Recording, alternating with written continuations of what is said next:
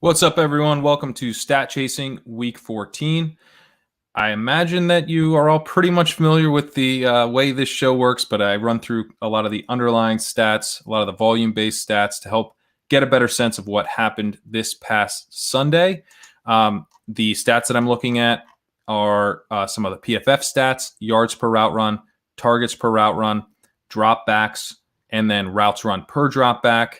Also from RotoViz, air yards, target share, targets, Josh Hermsmeyer's Whopper metric, which weights targets and air yard share, target share and air yard share a little bit towards targets.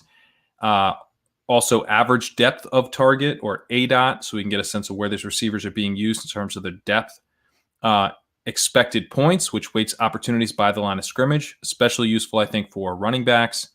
Then I use some of Ben Gretch's stats, weighted target per route run, which adds air yards to the target per route run formula. I think that's especially useful for understanding volume and the size of a player's role, and really some of the earned role that a player has within an offense on a per route basis. And it can be really helpful sometimes to look at things per route instead of just the slice of the pie, the overall receiving pie that a player has.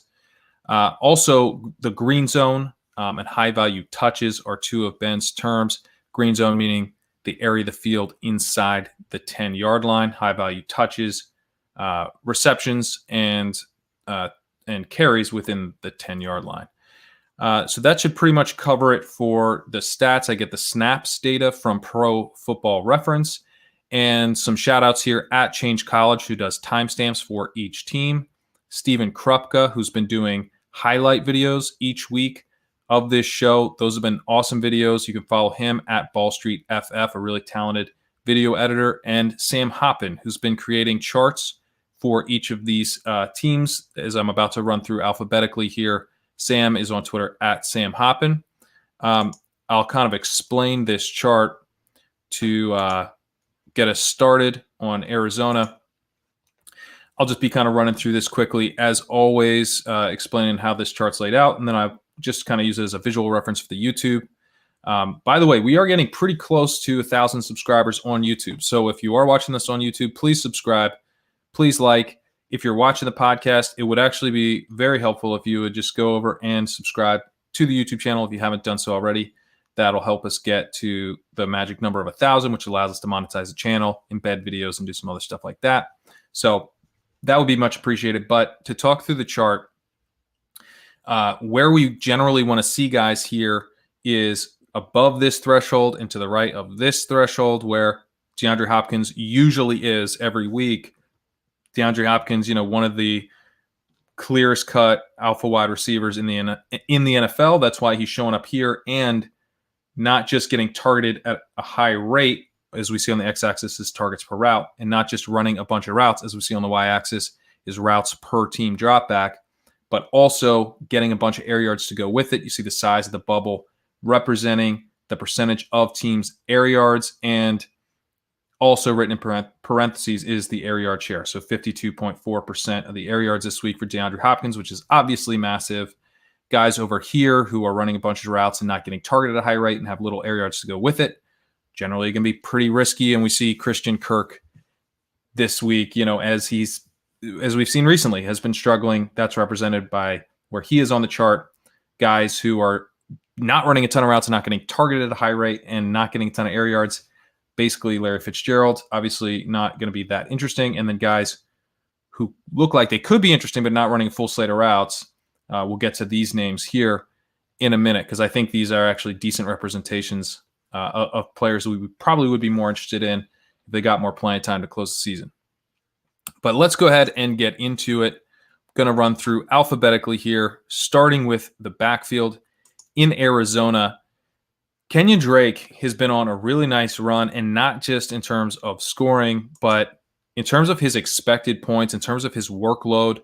He had 56% of the snaps in this game, so not a ton of the snaps, but he had 19.5 expected points, which is a borderline elite workload. And since week 10, so over the last 5 weeks, Kenyon Drake trails only Dalvin Cook in expected points. He has been getting a ton of work. It's coincided with Kyler running a bit less. I'm trying to, I think, to some extent preserve Kyler, or defenses forcing Kyler to make the read to hand the ball off on those zone read plays. And that's really benefiting Drake. I mean, the defense, that's what Kyler says is happening. And if that's the case, then the defense is essentially forcing more high value handoffs to Kenyon Drake, right? Where Kyler might have been taking some of those earlier in the season. So that's pretty exciting for Kenyon Drake owners. But I still think that Kenyon Drake is a little bit game script sensitive. I think he is fragile to game scripts going the wrong way. He only ran a route on 36% of his snaps. He ran a route on 36% of Arizona's dropbacks, whereas Chase Edmonds ran a route on 58% of his snaps and on 52% of Arizona's dropbacks. So Chase Edmonds, when he's out there, he's kind of there to run routes a lot more so than Kenyon Drake. And when they were passing, Edmonds was out there a lot more often. So if they end up in situations where they're passing a lot, as we've seen throughout the season, Edmonds continues to be the guy that is going to benefit more, and that's going to really hurt Drake. It's going to prevent him from getting these elite workloads and those types of scripts. So just something to keep in mind. That has not changed, but I think that the role in the offense that is more kind of the two-down classic running back role is more valuable over the last 5 weeks. It's one of the most valuable roles in the NFL. So do keep that in mind. Edmonds had 10.5 expected points, which is okay, kind of in that like rotational running back level. I mean, it's not great, but it's not like a backup level workload either. He wasn't particularly efficient, left 1.2 points on the field. Kenyon Drake actually left 3.5 points on the field. Kenyon Drake got all the green zone work. Again, that's kind of what's driving the value because he's not getting the receptions, but he does get the high value carries. He had 4 green zone carries. He scored 1 touchdown in that range. DeAndre Hopkins, I mean, this is just like a classic DeAndre Hopkins 2020 game right now because he, I mean, as you see on the chart, he's just having absurd usage. And this week, he ran around on 93% of dropbacks. He had 34% of the targets, 52% of the air yards, a whopper of 0.88, which is truly an elite mark. He was also very efficient on his targets. He had a yards per target of 12.4, and as a result, he had a yards per route run of 3.32. So all of that's really, really impressive by DeAndre Hopkins. He is continuing to just kind of be a true alpha wide receiver, as we've now come to expect. Christian Kirk, there was obviously he's been an alpha wide receiver for years, but I mean, in this offense, we know he's solidified himself as the alpha in Arizona basically since week 1. But Christian Kirk has been, I keep mentioning him as a guy who's like probably the most at risk of this whole Kyler not quite right stretch of the season. And I think this week in particular, that shows up with his ADOT. He had an ADOT of just 1.2, right? So Christian Kirk's kind of the deep threat in this offense. The most consistently used downfield wide receiver being used this week or being targeted at just 1.2 yards downfield on average on his 4 targets. He did run a route on 95% of dropbacks, which actually led the team, but he's only targeted on 10% of his routes, had a target share of just 12%, an air yard share of 3%, whopper of just 0.21. So that's pretty rough. And I think what I've noticed is when you see like a deep threat who's getting targeted that shallowly, generally a sign that the offense not firing on all cylinders, which we know it is not. Larry Fitzgerald also used very shallowly, which is actually pretty common for him, an ADOT of 2.7. He ran around on 70% of dropbacks. He's kind of back to his same low volume role. Keyshawn Johnson was an interesting name this week because Andy Isabella was actually healthy scratch.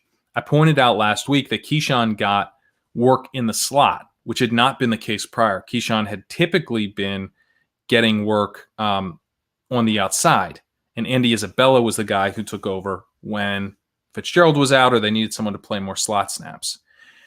Well, what was interesting this week is that Keyshawn Johnson played and Andy Isabella was not even active, but Keyshawn Johnson split his snaps between the slot and out wide. So he was not just a pure slot wide receiver like we would typically see with Andy Isabella, pretty much getting all of his snaps in the slot. Instead, Keyshawn split, and that allowed DeAndre Hopkins to get the most snaps in the slot that we've seen all season. It wasn't a ton. He saw 12, which was a season high. He had seen 8 before 1 week. He generally sees like 6.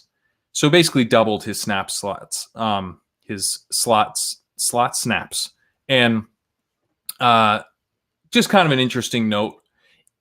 Only I think in the sense that like if Keyshawn Johnson allows you to do more with DeAndre Hopkins, then why wouldn't you just play Keyshawn Johnson? Because Andy Isabella has not really given this team a ton recently. Keyshawn Johnson also not terrible. He only ran 9 routes, but was targeted twice. So getting targeted 22% of those 9 routes, not terrible. Small sample, but certainly didn't fall flat on his face in terms of the ability to get targets when out there. And if you allow DeAndre Hopkins to be a little bit more versatile in his deployment, that's a good thing for the offense and may have contributed to DeAndre Hopkins having such a nice game. So kind of an interesting note there. Dan Arnold, as we move to tight end, he ran a route on 39% of dropbacks. That's really small, right? And he was targeted on 24% of his routes, which is pretty good. But he continues to kind of put up this box score production that does not match the opportunity that he's getting. Now, he did get 4 targets, so that's not nothing. And he had 2 for 27 and a touchdown. But only out there for 39% of dropbacks, as I said. And he's not someone who's been targeted at a high rate this season. His targets per route run on the season is just 13%, which is pretty damn bad. He has been getting more involved lately. I wonder if he might be some of the answer for, a guy they can go to over the middle of the field a little bit more than someone like Andy Isabella.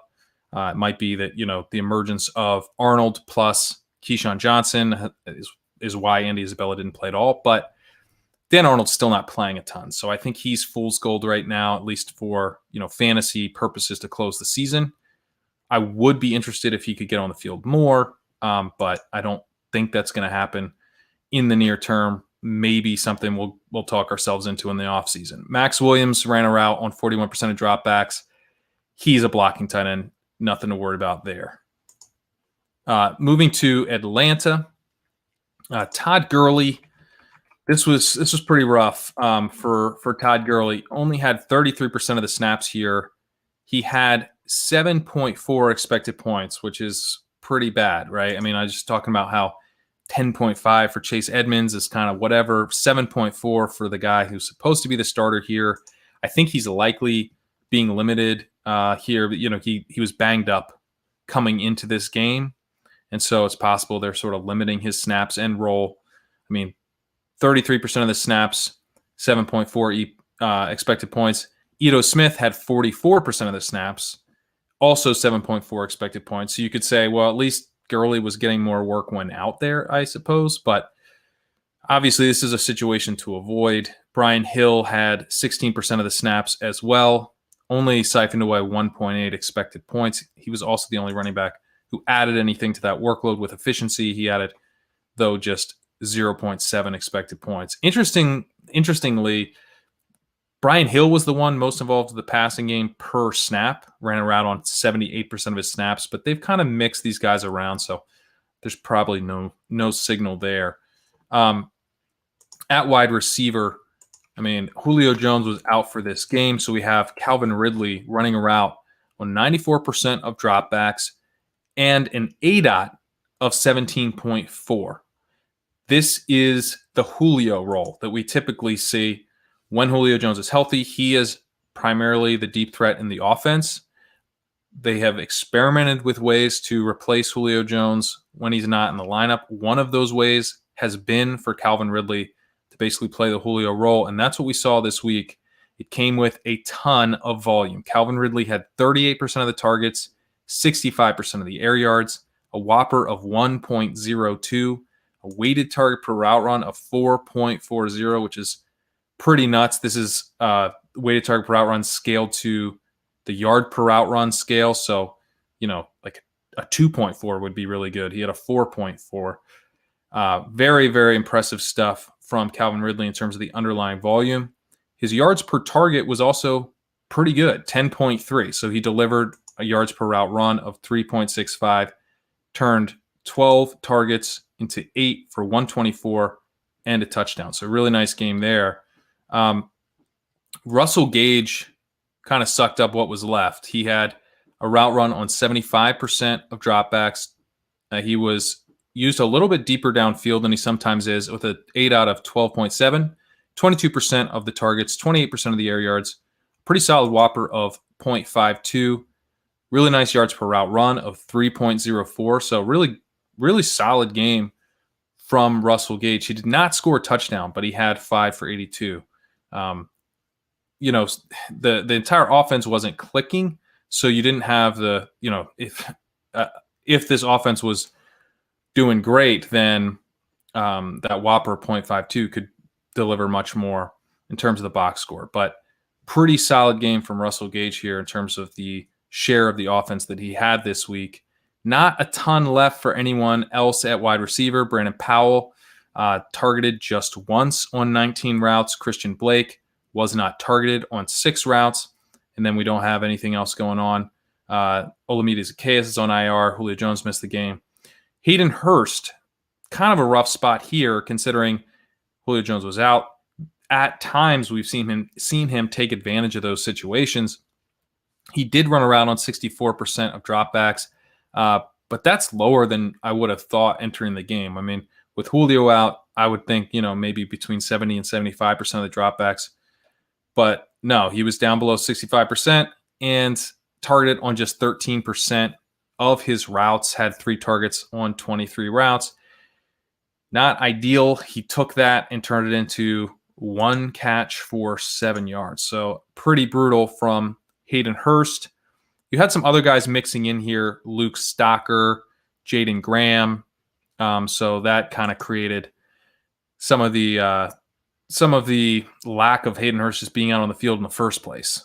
But those guys weren't really targeted much. 1 target between the 2 of them. So they weren't drawing targets away from Hayden Hurst, but did limit his opportunity. Moving to Baltimore, J.K. Dobbins continuing to slowly but surely take over this backfield. Had 62% of the snaps this week. Had an expected point workload of 11.3, which isn't great, but it was by some margin over twice as much as the next guy. So that was pretty good. He did get both green zone carries in this game. He did score on one of the 2 green zone carries that he got, and he added 2 points to his expected point workload in efficiency. So all in all, pretty solid. Gus Edwards, though, played out of his mind. He had just 4.8 expected points, but scored 13.5 points over expected. He did not have any green zone carries in this game. He scored 2 touchdowns. He went 7 for 49 yards and 2 touchdowns. So Gus Edwards making a little bit of a statement that he should remain involved and not go the way of Mark Ingram, who had just 1 snap in this game. I don't believe I missed an injury here. I think Mark Ingram is looking at inactives, healthy scratches in his future. Justice Hill had 6 snaps. He did not really get used. He was there to run routes. When he was on the field, he ran a route on 67% of his snaps, but only 6 snaps. So still less than a point in work. At wide receiver, got Marquise Brown. I mean, they want this dude to be the guy. He ran a route on 100% of dropbacks. And he actually, when it was all said and done, he led the team in target share. He had 32% of targets, actually tied with Mark Andrews with 32% of targets, 22% of air yards, a whopper of 0.63, a yards per target of 10. It's pretty rough until that late touchdown, but yards per route run of 1.67, and of course the touchdown, it counts. So went 2 for 50 and a touchdown on 6 targets. Willie Snead ran a route on 87% of dropbacks. He had 26% of the targets, 24% of the air yards. Pretty solid whopper of 0.56. He wasn't that efficient on a per target basis, just 5.8, turning 5 targets into 3 for 29. So that hurt. But Snead continues to be very involved in this offense. He is, I think, in some ways providing that like second tight end role that they lost when Nick Boyle went down. Luke Wilson inactive in this game. And he had been kind of stealing some of those over the middle targets while there were still both tight ends involved. But that's no longer the case. And so as we'll get to, Mark Andrews is probably fine now with Willie Snead getting his Snead stuff over the middle primarily. Miles Boykin ran a route on 83% of dropbacks, which is pretty interesting because he had been kind of getting phased out of the offense. Des Bryant, though, did just get activated today from the COVID IR, so we'll have to see if Des Bryant starts getting phased back in. But Devin Duvernay took a step back. He only ran a route, Duvernay, on 17% of dropbacks, which was quite a bit lower than we'd seen in sort of the middle of the season. He looked to be really coming on. And so I think his progress seems to have stalled. This may not matter because this may ultimately be a role that Dez has something to say about, and it could just be kind of ugly as the wide receiver 3. And Boykin was not targeted really in this game. He only had 1 target on 25 routes. So not a lot going on in this role to begin with. Mark Andrews, this was a pretty interesting role. He had a route run on 87% of dropbacks. There was a long stretch where we were not seeing Mark Andrews out there running a full slate of routes, but this week we did. You see him on the chart here. This is where we want to see wide receiver 1s, and Mark Andrews is there, and he had the air yards to go with it. 32% of the targets, which again tied with Marquise Brown.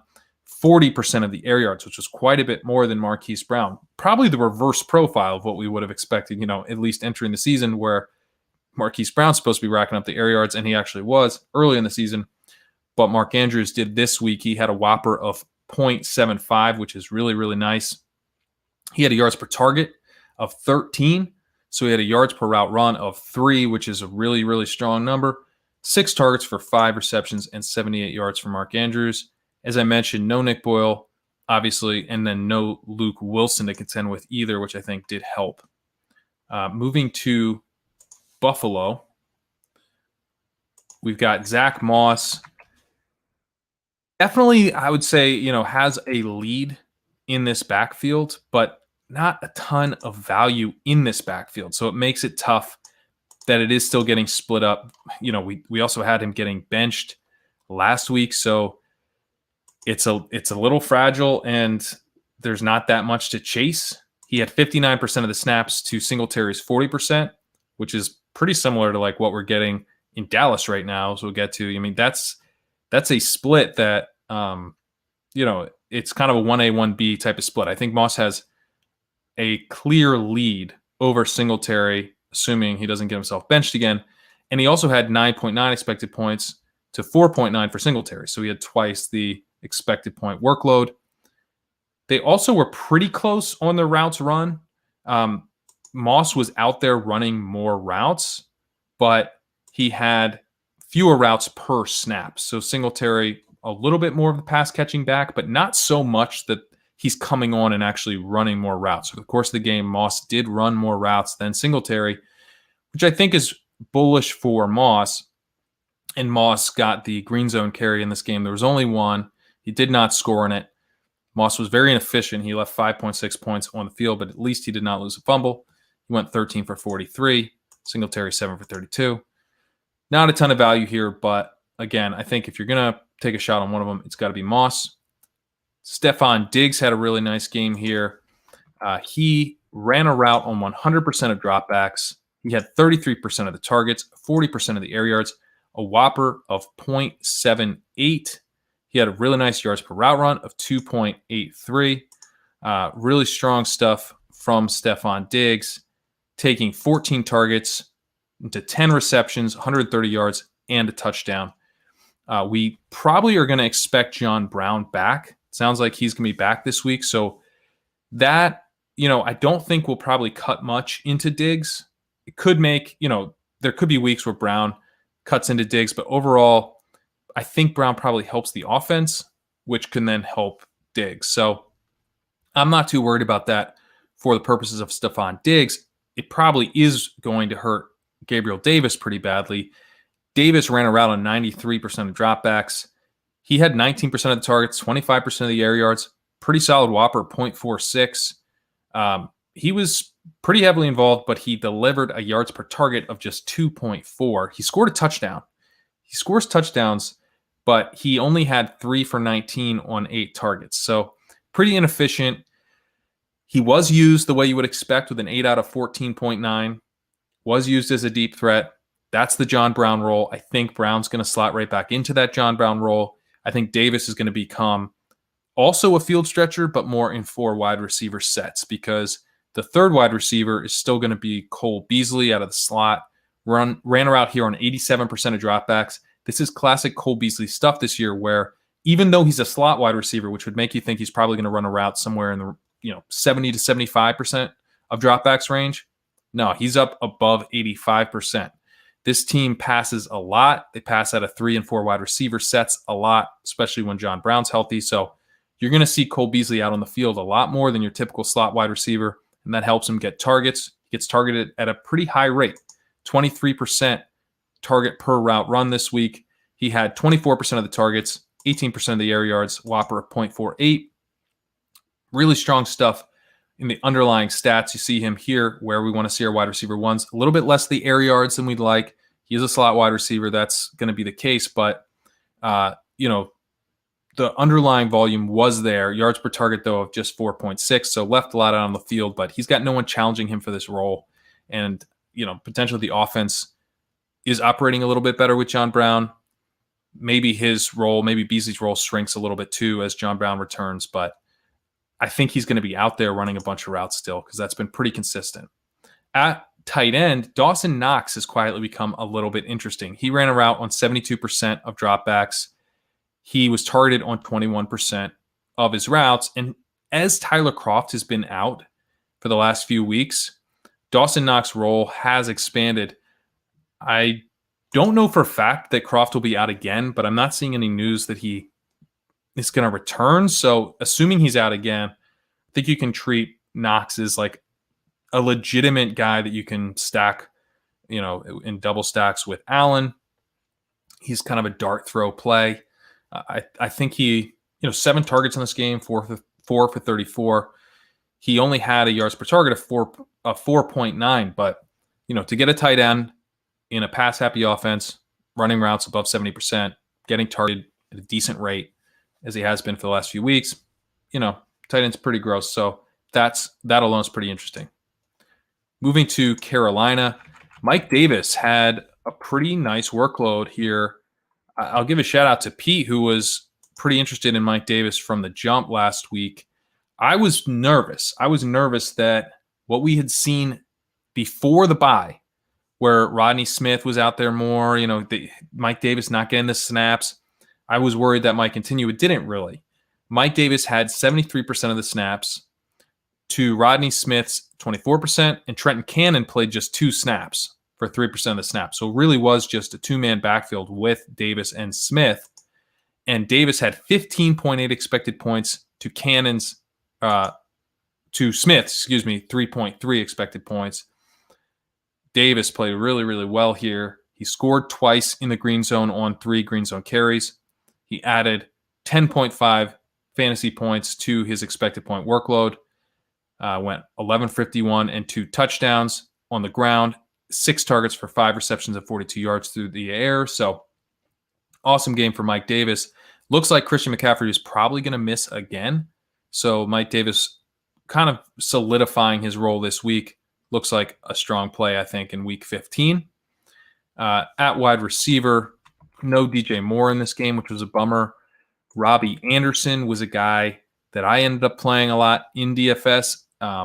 This was wasn't a great week for me in DFS, but it was like one of those frustrating weeks where I got a bunch of like things right, but not put it all together. But one of the things I got right was to do a little mini correlation with Robbie Anderson and KJ Hamler. Anderson Didn't quite get there. He had 12 targets. He went 8 for 84. Ran a route on 91% of dropbacks. Had 31% of the targets. 34% of the air yards. Really nice whopper of 0.7. He had a yards per route run of 2, which is pretty good, but didn't get in the end zone. Didn't get over 100 yards. He did have the underlying volume. If he had just had a little bit better of yard per target, which he had at 7, which is not horrible, but not great, could have been a bigger day. So just that per target efficiency didn't really come through, but that's not what we want to chase. The underlying volume was really strong without DJ Moore. And you see him here on the chart where we want to see our wide receiver 1. So feel good about playing a lot of Robbie Anderson, and just didn't quite happen this week. The underlying numbers are pretty strong. They weren't quite as strong for Curtis Samuel, who ran around on 85% of dropbacks. He had 23% of the targets, 22% of the air yards, a whopper of 0.5. He had a yards per target, was a bit better than Anderson at 8.5, went 7 for 68 on 9 targets. Fair Cooper was surprisingly the wide receiver 3. I think people thought it would be more Zylstra, but Cooper ran a route on 63% of dropbacks. He was only targeted on 10% of his routes, but he was the guy out there a lot more. Zylstra was out there for 37% of dropbacks, also targeted infrequently, got just 2 targets on his 17 routes. So these secondary weapons not really that involved. And that includes Ian Thomas, who is almost never involved, ran a route on 67% of dropbacks, targeted on just 13% of his routes. So it was really Anderson and Samuel that were getting all the air yards this week. No one really behind these guys. So this has been one of the most condensed passing offenses the entire season, and I think that'll continue to be the case. As we move to Chicago, I mean, we kind of owe David Montgomery a bit of an apology, I think. Like, he had another really strong game this week, and he did it the way he's done it the last 2 weeks. So this is a 3-week run now where David Montgomery is not really seeing that strong of a workload. He had 11.5 expected points in this game. He added 13 points in efficiency to his workload. I mean, as you know, he had the super long run, the 80-yard run or something. And for a touchdown, he did score his long run this time, which had, been something I joked about where, when David Montgomery breaks off a long run, he can't even score it. We did score it this week. And I don't know. I mean, team watched the tape, I guess, but he does look a little bit more explosive. He looks like he's not dancing quite as much. He's kind of hitting the hole and just cutting and going a little bit more. So maybe it just means that we were all too much on Team Watch the Tape before and saying, he's just back there trying to make guys miss and then there's nowhere to go after. And that narrative definitely got a little bit out of hand because he's added pretty strong efficiency for several weeks in a row. He had a green zone carry that he actually didn't score in this game, but he did get in the end zone on that long run. He had 11 for 113 and 1 on the ground, 4 for 3 and 42 through the air.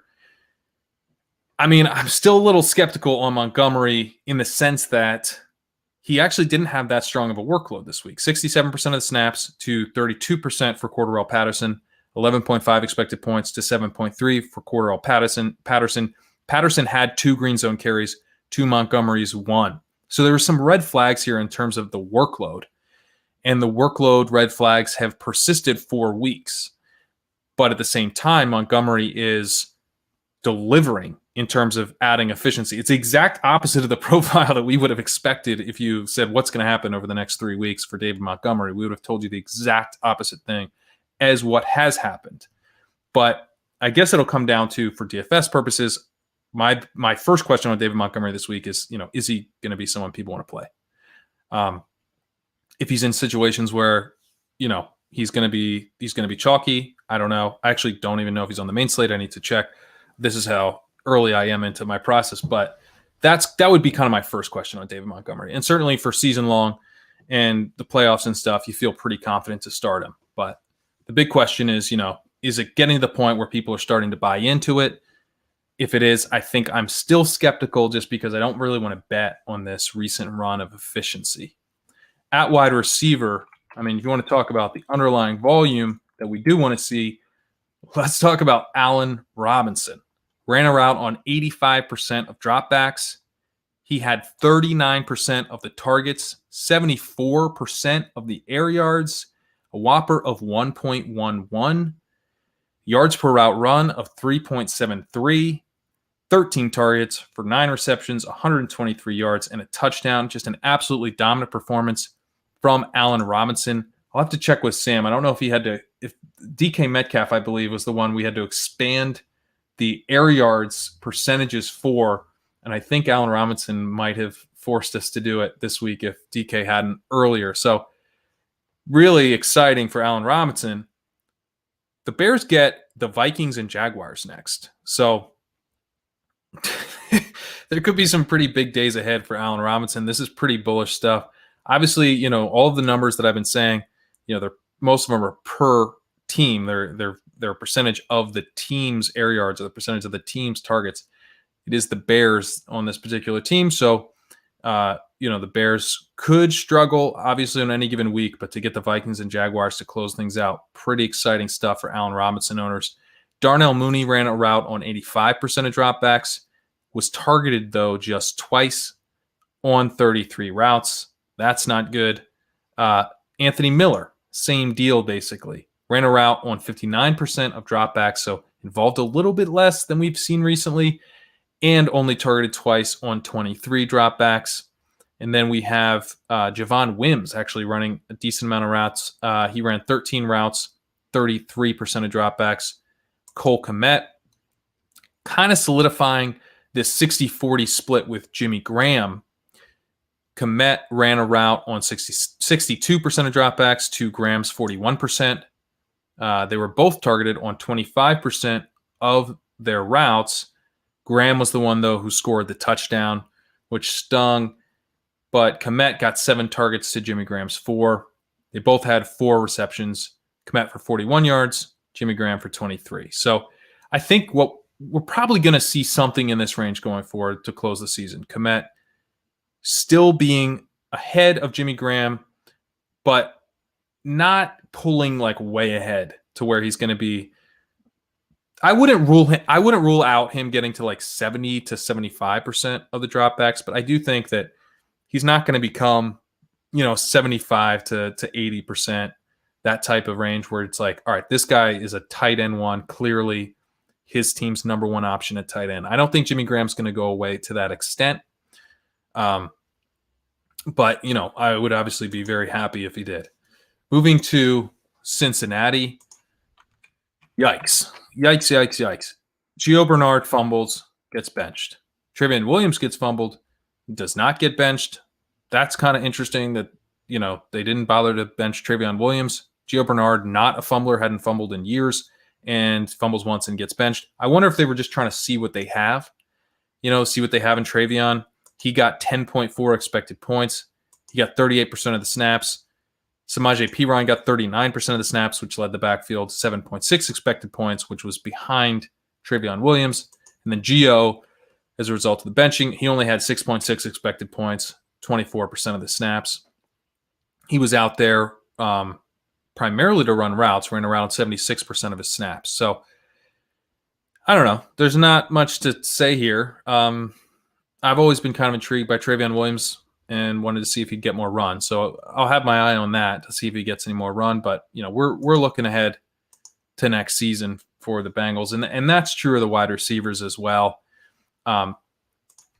Tyler Boyd is the number one guy when it comes to targets in this offense. He had 24% of the targets, 33% of the air yards, whopper of 0.58, which led the team. But T. Higgins was actually used the most, ran around on 98% of dropbacks to 88% for Tyler Boyd. Higgins, 21% of the targets, 18% of the air yards, whopper of 0.44. The whopper really hurt here by Higgins' low ADOT. He only had an ADOT of 3.5, which is really low. Tyler Boyd at 5.6, so that's also pretty low, but still, almost twice as much as what we're seeing from T. Higgins. which meant that T. Higgins wasn't really getting any air yards, and that's why that Whopper's so low. He did go 5 for 49. Boyd went 5 for 43. Boyd had one more target. A.J. Green's still pretty involved, ran around on 88% of dropbacks. He had 18% of the targets, 40% of the air yards, a Whopper of 0.56. Pretty wild that A.J. Green had less than 20% of the targets and 40% of the air yards. When normally if you see 18% of the targets and 40% of the air yards, what's the ADOT? Like 16? It was 8.7. So, I mean, that tells you what this offense is about, right? It's a bad offense. You can get 40% of the air yards, not getting a ton of targets, and you're running shallow routes. There just were not any air yards in this offense. He only had 61 air yards. That was good for 40%. So, whatever. You don't need me to tell you that the Bengals offense is bad, but there's just nothing here. Even Drew Sample, who I pointed out last week, is like someone who Brandon Allen was locking onto in a way that, Drew Sample had never really been involved in this passing offense all year. And Brandon Allen seemed to be interested in throwing to him.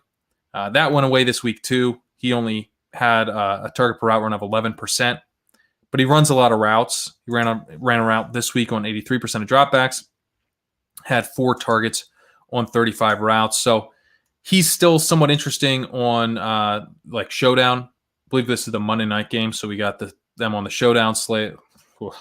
But, Drew Sample's someone that you can think about for that. Moving to Cleveland, we got Nick Chubb, Kareem Hunt, continue to split this up. Nick Chubb led in snaps with 53% of the snaps, but he did not lead in expected points. Kareem Hunt, with 47% of the snaps, led in expected points. He had 15 to 12.8 for Nick Chubb. Nick Chubb also was less efficient than Kareem Hunt, which was no fault of Nick Chubb's. He added 11.5 expected. He added 11.5 points in efficiency to his expected point workload. He had 2 green zone carries. He scored on one of those 2, and then he also scored from outside the green zone, finishing the rushing line of 17 for 82 and 2. He also had 2 for 2 for 21 yards through the air. So really strong game from Nick Chubb. But as we know, there are 2 very strong running backs in this backfield. Kareem Hunt had that really nice receiving touchdown late. He added 14 points in efficiency to his 15-point expected point workload. Kareem Hunt also got a green zone carry that he scored on. So, it's tough because these guys are splitting up a strong workload. They're splitting up, what would be enough for an elite workload and a backup, but there are 2 like starting caliber running backs, no doubt about that. But because they're splitting it truly 50-50, the snaps going one way to one guy, the expected points going to the other, but it's a 50-50 split. It just makes it tough. They need to get in the end zone to save their days each week. They are doing that, but it's tough. It's tough to wonder if this is going to sustain. Every week it's like that's kind of the play, is that they need to play efficiently, get in the end zone, but they keep doing it. Moving to wide receiver, Jarvis Landry saw his target share dip a bit. We have maybe a little bit of kind of a dual emergence here, which could hurt Jarvis Landry's dominance of targets. Landry wasn't bad, though. Had 20% of the targets, 12% of the air yards. Maybe he was bad. His yards per route run was 1.11, so it wasn't a good day for Jarvis Landry, but 6 for 52, not nothing. Got 9 targets, ran around on 89% of dropbacks. Rashard Higgins also ran around on 89% of dropbacks, 23% of the targets, 30% of the air yards, had a ADOT of 12.5, kind of in that wide receiver 1 type of range. He's pretty much in that Odell Beckham role, or something similar to it. He had decent efficiency on a per target basis, 8.5 yards per target, yards per route run of 1.45, pretty solid. Also had 6 receptions. He had 68 yards and a touchdown on those and got 10 targets to Jarvis Landry's 9. So pretty nice game from Rashard Higgins. But Donovan Peoples-Jones continuing to come on here and getting a little bit of a role, getting kind of a deep threat role that seems to suit him pretty well. Ran around on 70% of dropbacks, had an ADOT of 29.8. So one of these kind of true field stretchers, which sometimes does not come with much volume. Not, if you're getting targeted typically that deep, often may not come with more than 1 or 2 targets. But he had 5 targets with an ADOT of 29.8. So that's pretty impressive on its own. And then he added 14.8 yards per target to that. He had 5 targets for 3 receptions and 74 yards. I think he's pretty interesting. He's probably been scooped up everywhere, in dynasty leagues and stuff, even shallow dynasty leagues. I'm sure he's owned. But, if for whatever reason he's still floating around somewhere, he's definitely pretty interesting. Kind of a size speed guy that was, I believe, 5th round pick. Looked like he might be kind of a project, and he may be, but he could be kind of solidifying a role for himself in the offense right now. We had Harrison Bryant taking over as Austin Cooper, was out here. And so Harrison Bryant ran around on 55% of dropbacks, but David Njoku, basically just as involved, ran around on 47% of dropbacks. Neither of these guys was targeted much per route. Harrison Bryant had a 17% target per route run. David Njoku 16%. That's not nothing, but it's just in terms of what we're looking for like this level of routes, it wasn't great. Both guys had 3 receptions. So they were a little bit involved, but kind of splitting up the value here. Certainly like Njoku and for showdown purposes was fine, but there just wasn't a lot going on at the tight end position this week with both guys kind of splitting up not a ton of targets. Moving to Dallas. I referenced this earlier, this kind of 60-40 split. And to start the season, it was not that. Ezekiel Elliott, the clear-cut workhorse in this offense. But for weeks now, that has not been the case. And it continued with Zeke getting 63% of the snaps, Tony Pollard getting 37% of the snaps. What was interesting is that Pollard actually led the team in workload with an expected points workload of 11.9. Zeke had 11.4. So it was very close, but Pollard slightly ahead. Zeke left 3.5 points on the field. Pollard added 0.9 points to his workload. What did it come down to? Well, neither of them scored on their lone green zone carry, but Pollard got a green zone target, which he did score on, so that's why he was the more efficient of the two. But man, very, very even in the usage. Zeke had 3 targets and 12 carries. Pollard had 2 targets and 11 carries. So they're both pretty heavily involved. And the 11 carries for Pollard, I think, is pretty interesting. Obviously, targets are more valuable than carries, but it's not like we're just seeing Pollard only come in and being used as a receiving back. In fact, Ezekiel Elliott ran around on 44% of his snaps, Tony Pollard on 37% of his snaps. So if anyone was like the receiving back here, it was Ezekiel Elliott, right? He was the one being used running routes on a higher percentage of his snaps. Tony Pollard looking more like just kind of a traditional committee back or a rotational back. So Tony Pollard continues to be pretty interesting, and Zeke Elliott's star continues to fade a bit. At wide receiver, Amari Cooper ran a route on 92% of dropbacks. That actually did not lead the team. Michael Gallup ran a route on 96% of dropbacks, which led the team this week. And he and Gallup are kind of forming. They're starting to look a little bit like that co-wide receiver 1 status that they had in 2019. Their lines this week were pretty similar. Cooper had 23% of the targets, 18% of the air yards. He had a yard per route run of 2.22 because he was efficient on his targets with 8.5 yards per target. Michael Gallup had 27% of the targets, 37% of the air yards. On a per route basis, we look at weighted target per route run. Amari Cooper was at 2.22. Michael Gallup was at 2.33. So they are very similar from that perspective. Their whoppers a little less similar. Gallup out there more, so his whopper 0.67 to Cooper's 0.47, but their yards per route run strongly favor Cooper because Gallup delivered on his opportunity with just 4.6 yards per target. So still, though, in the underlying metrics, I think that Gallup looking, like the co-wide receiver one of the last couple weeks with Cooper, why not CeeDee Lamb? Isn't he in the mix here? Well, he's not really been in the mix as much. Running a route here on 64% of dropbacks. He is not getting a full slate of routes. Sometimes he gets more than this, but he's just seen his role decrease recently, and I'm not sure exactly why. It doesn't really make sense that you'd be limiting him. He's been really, really strong this season overall. He had 9% of the targets, 18% of the air yards here. His yards per target was 23. When they looked to him, he was awesome, but they didn't look to him much. Only 2 targets, went 2 for 46. So it's been a bummer here with CeeDee Lamb, but I'm not sure that we should really expect it to change. Gallup has played pretty well for the most part. Obviously, this week, not good on a yards per target basis, but pretty good overall.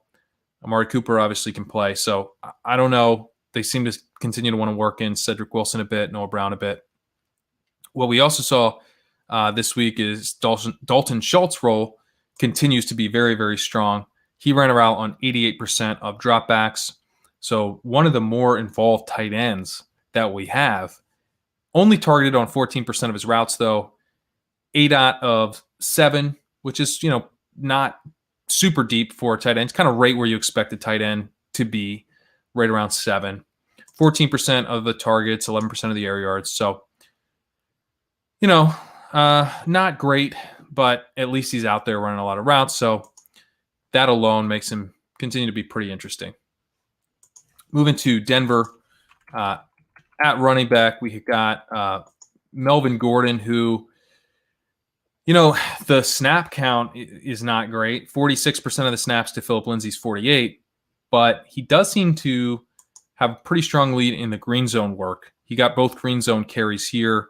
He got them down there in the first place, but then didn't cash in, did not score on those green zone carries. But his expected point workload as a result of getting those was 16.2 expected points, left 4.1 points on the field. But, if we're going to have a split, we want the guy who does get some involvement in the passing game. Got 3 targets this week and has the green zone work. Still not very interesting here. I mean, this was a pretty strong matchup too. But, I would certainly play him if I had to over Phillip Lindsay, who had 48% of the snaps as I mentioned and 7.6 expected points. Also not playing efficiently this week, as he has not been playing for several weeks now, leaving 2.5 points on the field this week. Royce Freeman, at least not really involved, only had 4 snaps in this game. At wide receiver, that little mini correlation I mentioned earlier paid off with KJ Hamler, but we'll talk about Jerry Jeudy first. He had 83% of route run per dropback this week, 25 routes this week on 30 dropbacks. He was used a little bit less deep than he normally has been. He had been kind of solidifying himself in this deep threat role. CDOT this week was not shallow exactly, but not a deep threat type of ADOT. He was at 9.5 this week. Pretty decent whopper of 0.38, kind of, I would say a little bit of a meh whopper. 15% of the targets, 22% of the air yards. So not the best day from Jeudy. And that was also true of Tim Patrick, who had 19% of the targets and 18% of the air yards. Very similar whopper of 0.41. He did get in the end zone, though. KJ Hamler got in the end zone twice, and he gobbled up volume in this game, not through targets, where he only had 3 targets, which was 11%. So that's not how he gobbled up volume. But he did get 90 air yards. He had 53% of the air yards, a whopper of 0.54, which led the team. And he had 2 for 86 and 2 touchdowns through the air. So Hamler, that's what he does. He's a speedster. He's an undersized guy, but he really does have the speed. And, that's sort of the thesis of the play with Hamler, is that he can pop on a touchdown or 2, long catch or 2. We got 2 of them this week. Both of them went for touchdowns. So that was nice. Hamler, I would like to see, though, him being out there for more routes. It's kind of weird. None of these guys was even up above 85%, but Hamler down at 67% in terms of running 20 routes on 30 dropbacks. That's not ideal. Would like to see him running, 6-7 more routes. That's where I would ideally like to see him. But I'm not sure we're going to get it. I don't know that he kind of looked like he was passing Tim Patrick at one point. Then that progress stalled. Possible he picks it back up and starts to make more of a move on Patrick's role again after this week, but Patrick has played pretty well overall too. So my guess would be that we see similar deployment as what we saw this week going forward. Noah Fant in this game had a non-COVID illness, and so he only ran 2 routes. That left Nick Vannett and Troy Fumagalli running the routes at tight end. Fumagalli would be the guy, I think, that is the pass catcher of these two. Vannett is a blocking tight end. Fumagalli did get 5 targets on 15 routes. That's 33%. That's pretty damn good. He had a yards per route run of 3.53. That's really good. Yards per target of 10.6. So everything we're seeing here from Fumagalli is pretty interesting. If Fant were to miss a game, I don't think he will, but kind of interesting. We had Albert O behind Fant earlier in the season, looking kind of interesting, and now we have this Fumagalli dude who all of a sudden looks like he might be, again, like truly a dart throw, but always interesting when you see a guy immediately come on, be efficient on his targets, but more importantly, getting targets. So we'll have to see what happens with Noah Fant this week. Moving to Detroit, got DeAndre Swift back. This was pretty nice. Pretty excited to get DeAndre Swift back after what had been a scary situation with him coming off of this concussion. Reports that he still wasn't right, even though he had cleared the concussion protocol. Reports that he'd probably work back in slowly. And I'm hoping those reports were right, that this is him working back in slowly, because he got 53% of the snaps. He got 13.4 expected points. He did get 2 green zone carries and a green zone target, and he did score a rushing touchdown in the green zone. But, he only had 7 rushing attempts. He did get 5 targets. That's pretty nice. Went 4 for 26 there. But yeah, if this is him working back slowly, then it's pretty bullish for DeAndre Swift. If this is like the new role under Bevel, then it's less bullish. But I think, I would be willing to bet that this is the, Swift is working back type of role. Kerrane Johnson was still involved, getting 15 snaps, 4.4 expected points. Adrian Peterson was still involved, getting 17 snaps, 6 expected points. I would love to see, these snaps come down between the two of them. They probably only need 10 combined snaps, right? Let's get the rest of them over to DeAndre Swift now that he's shown he can play again. Pretty exciting if DeAndre Swift can get, up to the 18, 19, 20 expected point range. We know that he can add efficiency to his workload. He could be delivering elite performances if his workload increases. So I'm definitely excited about DeAndre Swift again. Happy to see him back this week. At wide receiver, well, I guess I should say if Matthew Stafford ends up missing, it's going to hurt everybody. It'll hurt DeAndre Swift. So I'll have to be a little bit less excited about DeAndre Swift, because it looks like we're not going to get Stafford. And that obviously is going to hurt Marvin Jones quite a bit, who have been dominating recently, just totally dominating air yard share in particular, target share. This week, he ran around 91% of dropbacks, had 21% of the targets, 49% of the air yards, a whopper of 0.66. Pretty strong stuff from Marvin Jones, getting 8 targets, getting 118 air yards. That's all pretty nice. He only delivered 4 for 48. It is still Marvin Jones, not expecting huge things on huge volume, but hey, he got the volume. See him here on the chart, not getting targeted a ton, but getting a lot of air yards, running a lot of routes. He would be interesting in a no Galladay but Stafford situation. Looking at the other guys here, Mohamed Sanu is basically the wide receiver 2 in this offense. He's not a full-time wide receiver 2, ran around on just 64% of dropbacks.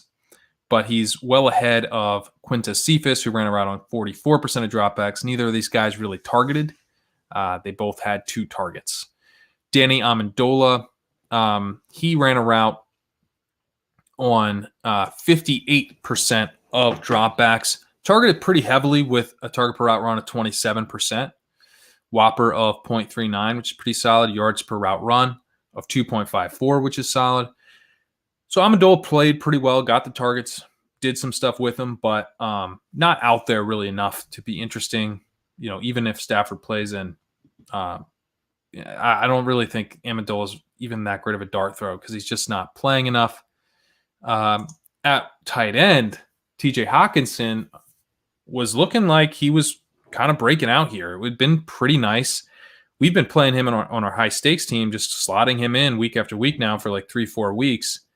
He has been seeing an uptick in his routes. He ran a route here on 76% of dropbacks. He was targeted on 26% of his routes, target share of 29%, air yard share of 28%, Whopper of 0.63.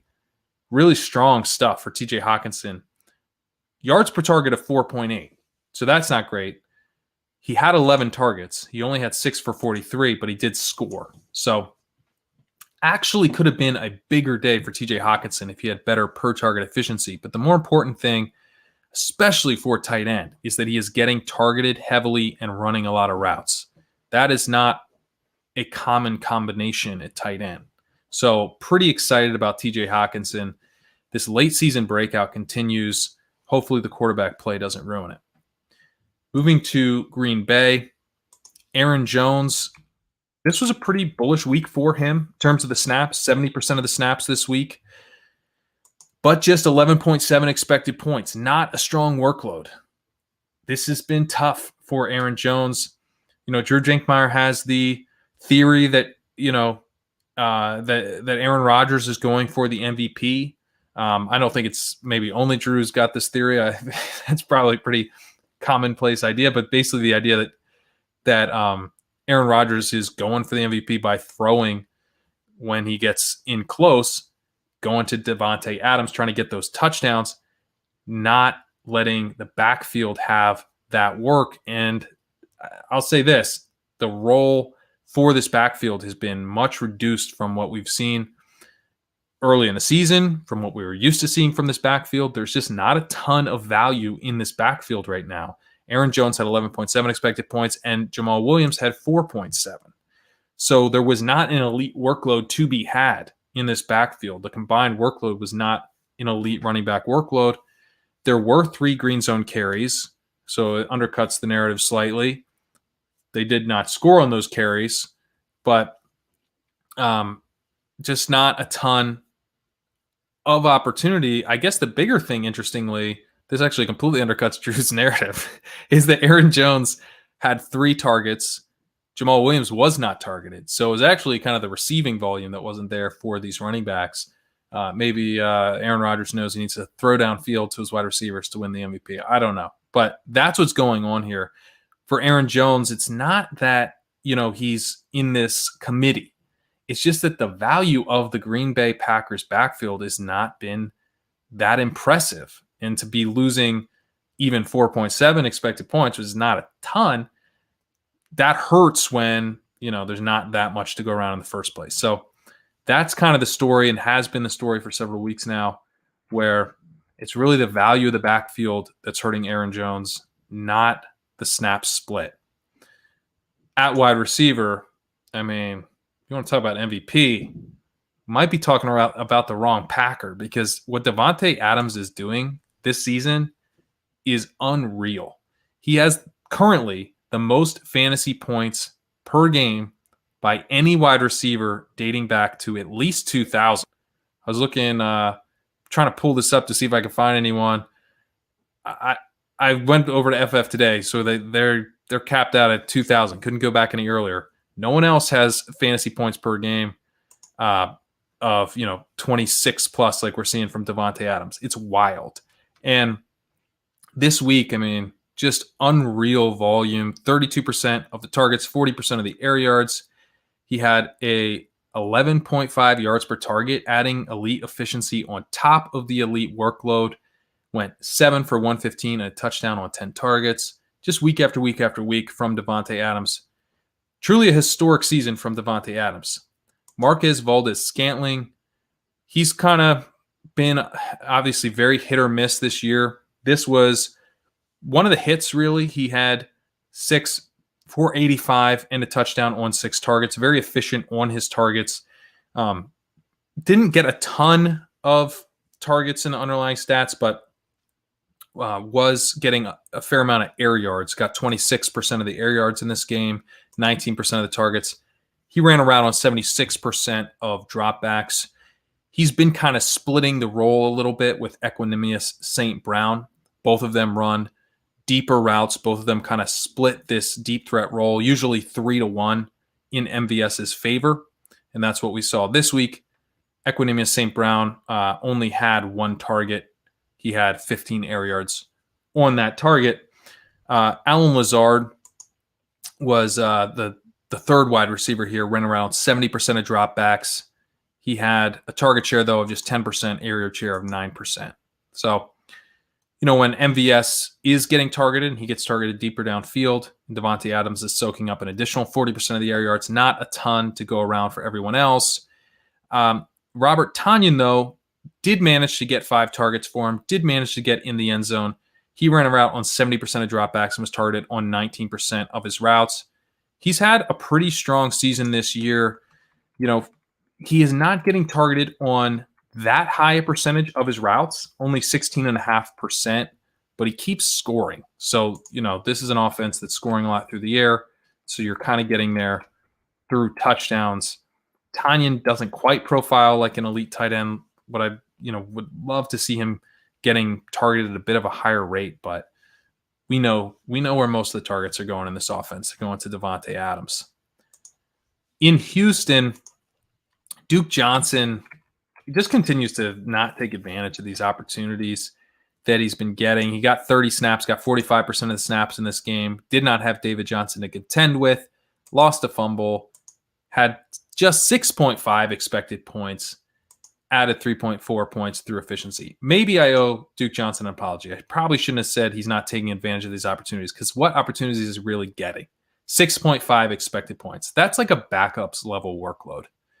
So he didn't really get much to begin with. CJ Prosise only stole away 2 expected points. He only had 20% of the snaps. So that does not total up nearly even close to 100. That's because Buddy Howell also played 35% of the snaps, and he had 8 expected points. So he actually led the backfield in expected points. Duke Johnson didn't get a ton of opportunity. Did lose that fumble, though, so that might be why. At wide receiver, kind of a mess, right? Kind of a mess. Kiki QT, he had actually, let me start with Steven Mitchell, because he's not showing up here in my stats because he was not targeted in this game, and therefore I don't have the routes that he ran. It doesn't show up in the yards per route run display because it only shows guys who have been targeted. He played, though, 92% of the snaps in this game, so he probably ran a fair amount of routes, considering that Kiki QT ran a route on 81% of dropbacks, but was only in on 74% of the snaps. So I'm assuming that Mitchell was out there quite a bit, but could not earn a target. So not someone that you really need to be concerned with, but just be aware that he was out there a lot, because Brandon Cooks was not. Chad Hansen ran a route on 76% of dropbacks, and he seems like the most interesting of these kind of outside replacement wide receivers. He had a target per route run of 22%. He had 26% of the targets, 26% of the air yards. Pretty solid whopper of 0.57. Yards per route run of 1.57, which is not bad. See Chad Hansen here on the chart. It's like, hey, let's have this guy run a few more routes, maybe take away Steven Mitchell. He actually did show up on the chart, so Sam must have the routes, even though I don't. But yeah, this is where I would have expected to see Steven Mitchell not running or not getting targeted at a high rate while running a bunch of routes. That's what we know happened. So anyway, what we're seeing from this Houston passing game is not ideal, and that is also true of Jordan Akins. Ran a route on 60% of dropbacks. He had just 20% target per route run, ADOT of 6.7. The targets per route run there is pretty solid. A little bit surprised he wasn't running more routes. Darren Fells ran around on 48% of dropbacks. Waring ran a route on 26%, so a little bit split up. Fells being back hurt his routes run, Akins' routes run, but Akins still targeted at a pretty high rate. Delivered just 4 yards per target, though, so that really hurt. Could have been a pretty big day for Jordan Akins if he had delivered solid efficiency on a pretty nice underlying volume. Moving to Indy, we are seeing some things from Jonathan Taylor here. This has been exciting the last few weeks. He has been playing out of his mind recently. 56% of the snaps this week. An expected points workload of 15.1. That's pretty solid. Added 15.4 points in efficiency to that workload. So his efficiency accounted for more of his fantasy points this week than his workload did. Had two green zone carries, scored a touchdown on one of those. Obviously scored that really nice breakaway long touchdown. So he had 20 rushing attempts for 150 yards and 2 touchdowns. He had 2 receptions and 15 yards on 2 targets. 2 receptions for 15 yards on 2 targets as well. So really strong day for Jonathan Taylor.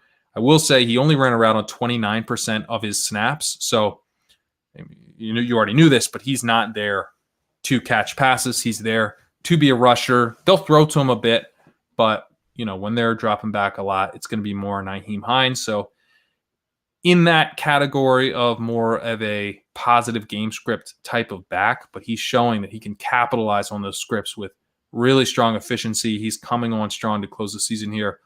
It's been exciting to see what Jonathan Taylor's doing. At wide receiver, they want Michael Pittman to be the guy here. If you look at the routes, he ran 27 routes on 28 dropbacks, but he's just not getting targeted at a high rate. Does not seem to have the connection with Phillip Rivers. 19% of targets, 11% of air yards, whopper of just 0.35. T.Y. Hilton is the guy that seems to have the connection. He had a weighted target per route run this season of 2.16, which is pretty solid, but recently he's just been kind of off the charts. 3.83 this week, whopper of 0.76, air yard share of 53%, target share of 26%, which is really strong. So he's been getting really strong volume recently, got 2 touchdowns this week, had a yards per target of 12.3. I'm still having trouble getting excited about T.Y. Hilton, but 19.4 ADOT this week and getting a lot of volume. So he's a little bit, that's kind of what you would expect from T.Y. Hilton. I've often called this like a Kenny Golladay role or Julio Jones role, but this is what also you could call a T.Y. Hilton role, typical of what we've seen from T.Y. Hilton in the past, operating deep, getting targeted heavily. So maybe we were a little bit too quick to write off T.Y. Hilton as being done. He certainly made a campaign to prove us wrong the last few weeks. Zach Pascal, the wide receiver 3 here, ran a route on 64% of dropbacks. Not really that involved, though, with a whopper of 0.21. We've got Jack Doyle here. If you want to talk about resurgence, guys, making a case that we were wrong about them. Jack Doyle ran a route on 54% of the dropbacks, which led the tight ends. He was targeted on 20% of his routes, which also led the tight ends. I wish Jack Doyle would go away. I would really like to see Trey Burton or Mo Alley Cox do something here, but Jack Doyle had 14.7 yards per target. He had a yards per route run of 2.93. I don't think he is going away. Probably going to continue to be gross here as far as the Indianapolis tight end. Moving to Jacksonville, we had, speaking of gross, Darian Gubawale came on with 22 snaps here, 31% of the snaps. That's not a ton, right? Except that we need James Robinson to get all the snaps. That's the whole point of playing James Robinson, is that he gets all the snaps.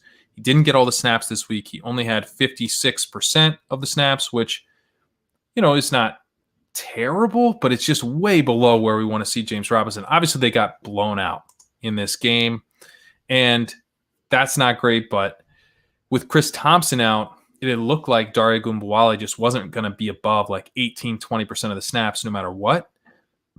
And so seeing that that's not true, that in blowout situations, his snaps can come up. James Robinson can dip pretty far down. It's not ideal. Devin Azigbo, he was only in on 6 snaps, and those were at the very end. So he's not someone that we need to worry about here. He's not going to really steal snaps unless it's just a true blowout. But yeah, Ogunbowale, I'm hoping that in at least like not complete blowout script, his snap share continues to be capped. Otherwise, it's going to be a little bit tougher for James Robinson on a bad team to deliver fantasy value. At wide receiver, we have Keelan Cole actually leading the team here in routes run with 53 routes and 56 dropbacks, 95%. He had a target share of 24%, air yard share of 33%, whopper of 0.6. So this week, Keelan Cole was the wide receiver 1. Not very efficient. Yards per target of 5.6. DJ Shark, he ran a route on 89% of dropbacks, had 18% of the targets, 31% of the air yards, a whopper of 0.49. Not terrible, but he did deliver 1.8 yards per target, which is terrible. He had 9 targets, and then he went 2 for 16. So this was a rough game for DJ Shark for sure. Laviska Shenault, last week I was really upset with his usage, and it turned out it was due to an injury that I had missed. He had missed time, so he has not been passed by Colin Johnson, luckily. However, still not getting quite as big of a role as I would like to see. He did at least run a route on 77% of dropbacks. He had 22% of the targets, 21% of the air yards, a whopper of 0.49. So tied Shark there. He had 4.5 yards per target, which is not good. Still quite a bit better than Sharks this week, but still not good. Yards per route run of 1.14, which is not awful, but is not good. Had 11 targets, went 6 for 49. At least he got the 11 targets. I'm a little bit happy he got the 11 targets, but at this point, we're starting to look ahead to next year when we talk about Laviska. And I'll probably draft him a bunch. Colin Johnson only ran around 27% of dropbacks. He did get 3 targets, though. So someone that continues to earn targets decently well. Chris Conley down at 13%, was not targeted. Tyler Eifert ran a route on 64% of dropbacks. He only got 2 targets, though, on his 36 routes. Not great. James O'Shaughnessy, who I've said would be kind of interesting if Eifert would have missed time. I still kind of do feel that way. He also got 2 targets on only 17 routes. So, doing a better job of getting targets when out there, I think. Moving to Kansas City, I played a fair amount of Clyde Edwards-Helaire this week. I also played a fair amount of Jonathan Taylor. I picked my good lineups to put Helaire in and my bad lineups to put Taylor in, which was very frustrating.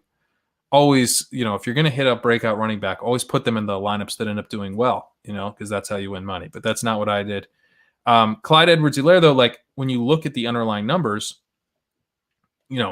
if you showed me the underlying numbers for each of these guys, maybe I pick Clyde Edwards-Helaire over Jonathan Taylor in all the lineups because he actually had more expected points, 16.2 expected points, and he had 74% of the snaps. So this is a situation where you think, damn, that's how you rack up touchdowns. However, he did not get any green zone carries. There were no green zone carries or targets for Kansas City running backs this week. He did get a fair amount of passing game usage, at least. 6 targets, 5 for 59.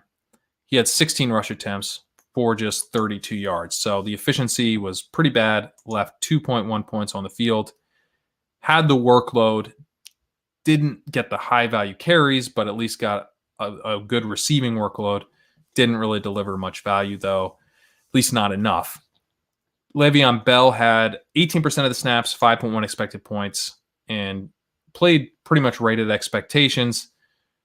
So, Le'Veon Bell looking like kind of a backup. This was a backup level workload, backup level snaps, kind of a true backup level snaps. The snaps were very small. But could have been a statement. I won't call it a statement game because CH didn't really do anything with it, but it could have been a statement game, I think, for CEH to get this workload, and certainly a big bounce back for him after last week, being active, not doing anything. At wide receiver, again, kind of a workload situation where Tyreek Hill, this is a guy we used to think about as efficiency.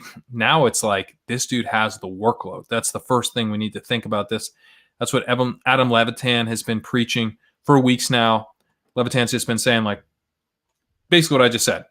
I'm just cribbing that from Levitan directly. It's like, dude, this is a guy, that he was calling tight fluke, and now he actually has this giant whopper. He's got all of this underlying volume, and he's exactly right. He ran a route on 95% of dropbacks this week, had 21% target share, 46% of the air yards, whopper of 0.63.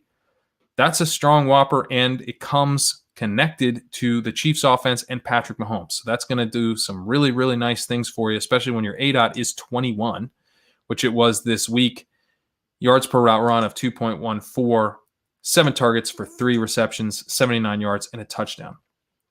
Really, really nice stuff from Tyreek Hill. Not even like his biggest game in terms of the underlying stats, or obviously in terms of the box score, but he's just got a really solid role in this offense that he maybe hasn't always had, even though he's always been productive in this offense. Sammy Watkins ran a route on 90% of dropbacks. He had 9% of the targets, 10% of the air yards. He had a really efficient day, 17.3 yards per target, hurdled the guy. Nice game from him. 3 targets for 2 for 52. Kind of a lower volume day for this offense as a whole. Demarcus Robinson ran a route on 54% of dropbacks. Mecole Hardman on just 38%. So that split continues to be kind of where we've seen it, with Robinson having a clear lead. And then Travis Kelce. Travis Kelce, a wide receiver 1 in the NFL, ran a route on 90% of dropbacks, tied Sammy Watkins for second on the team. He had a target per route run of 29%, which is an awesome number for a tight end. Target share of 29%, 33% of the air yards, a whopper of 0.67, which led the team, a yards per route run of 3.89, which is an elite number that also led the team, yards per target of 13.6. So got elite volume really for any class of player, and delivered elite yards per target. So 8 for 136 and a touchdown on 10 targets. Travis Kelce just continues to crush what has been an awesome season. A season where we needed an elite tight end to really step up and deliver. Early draft, the guy who took him in the first round are really feeling great about that pick. Travis Kelce, man, just awesome stuff. Speaking of awesome stuff, we are moving to the Rams and Cam Akers, who had 79% of the snaps, 20.4 expected points. He was still efficient on his day, on his workload, despite not scoring on 4 green zone attempts. That's because he had 171 yards on 29 attempts. He also had 2 receptions for 23 yards on 3 targets, but just getting kind of chunk yards. Did not get in the end zone. Still had a really nice day on a big workload. So just a super efficient rusher in this game. Very exciting to see. Cam Akers looking like potential star. What is the downside here? Is there anything that we need to be worried about? Yeah, I do think there's some stuff we need to be worried about. Primarily, I would say this is like a Jonathan Taylor, Kenyon Drake situation where he's not running routes. That's the concern. I'm not concerned from he's going to not be out there enough in positive game script, because when you have 79% of the snaps, you're going to run most of the routes. You're going to run a route on a high percentage of dropbacks just because you're out there all the time. So that's what happened. Cam Akers ran around on 63% of dropbacks. So it's not like he wasn't out there when they were passing. He was. But Malcolm Brown, even though he only played 6 snaps, he ran a route on 67% of his snaps. Darrell Henderson, even though he only played 7 snaps, he ran a route on 57% of his snaps. Cam Akers ran a route on just 34% of his snaps. So when these other guys were coming in, they were running a route on more than half of their snaps. Brown, more than 2/3 of his snaps. And so you would say, if they aren't in awesome positive game script, like we just saw them be in, then Cam Akers, we don't know what the situation would be, but I would guess that, he's not seeing 79% of snaps. Maybe he's even seeing, closer to 50 to 60% of the snaps. I would put it probably somewhere in there in, trailing game scripts, because you'd see, I think, a big increase for Brown. And I think you'd also see a big, a somewhat decent sized increase for Darrell Henderson, who has been used more as a route runner than Akers all season. And I think Malcolm Brown is probably going to be gone next year. I think Darrell Henderson will probably be their third down back next year, to Cam Akers operating probably as a clear-cut starter next year. At wide receiver, Robert Woods has been really impressive in this recent stretch. That's continued here with, at least in terms of the underlying volume, I should say, with a route run on 85% of dropbacks, target share of 33%, air yard share of 33%, whopper of 0.73, yards per route run of just 1.39, because yards per target of 4. So could have been a really big day for him, didn't quite deliver, but the underlying volume remains really strong for Robert Woods. Cooper Kupp ran a route on 81% of dropbacks. He had 21% of the targets, 26% of the air yards, a whopper of 0.5. He had 5 for 33 and a touchdown on 5 targets, 1.5 yards per route run. So even though he got in the end zone, could have been a bigger day, because he also was not very efficient on his targets. Van Jefferson seems to have kind of made a fake move to be more involved. He ran around on 33% of dropbacks, but was not targeted. I think he's just going to kind of kill whatever value we might have had in Josh Reynolds, but doesn't seem to be actually coming on as anything interesting in his own right. Reynolds ran around on 56% of dropbacks. He only had 2 targets. So not a ton of value here as this split continues, but I think Reynolds seems to be holding on to that job for whatever that's worth. Tyler Higbee and Gerald Everett also remain in a split. Everett has been the guy that I've slowly been coming around on as the dude that I'd actually like to see if we, before the season end, get one of these guys. Rather have it be Gerald Everett at this point, but they're basically in a dead even split. 52% of the routes for Tyler Higbee, 56% for Tyler Higbee, 52% for Gerald Everett. So there's just not going to be reliable value here while both guys are cannibalizing each other. Moving to the Chargers, got a split here, but there's plenty of value to go around because of the passing game work at running back, which we know is super, super valuable. Austin Eckler had 60% of the snaps, but still got an elite workload with 20.1 expected points. He did have a green zone carry that he did not score, but he had 9 targets, which he took for 9 for 67, and he was efficient on the day, adding 3.5 points to his workload. Kalen Ballage stole 32% of the snaps. He had 6 expected points, but he left 3 of those on the field, did not score on his 1 green zone carry.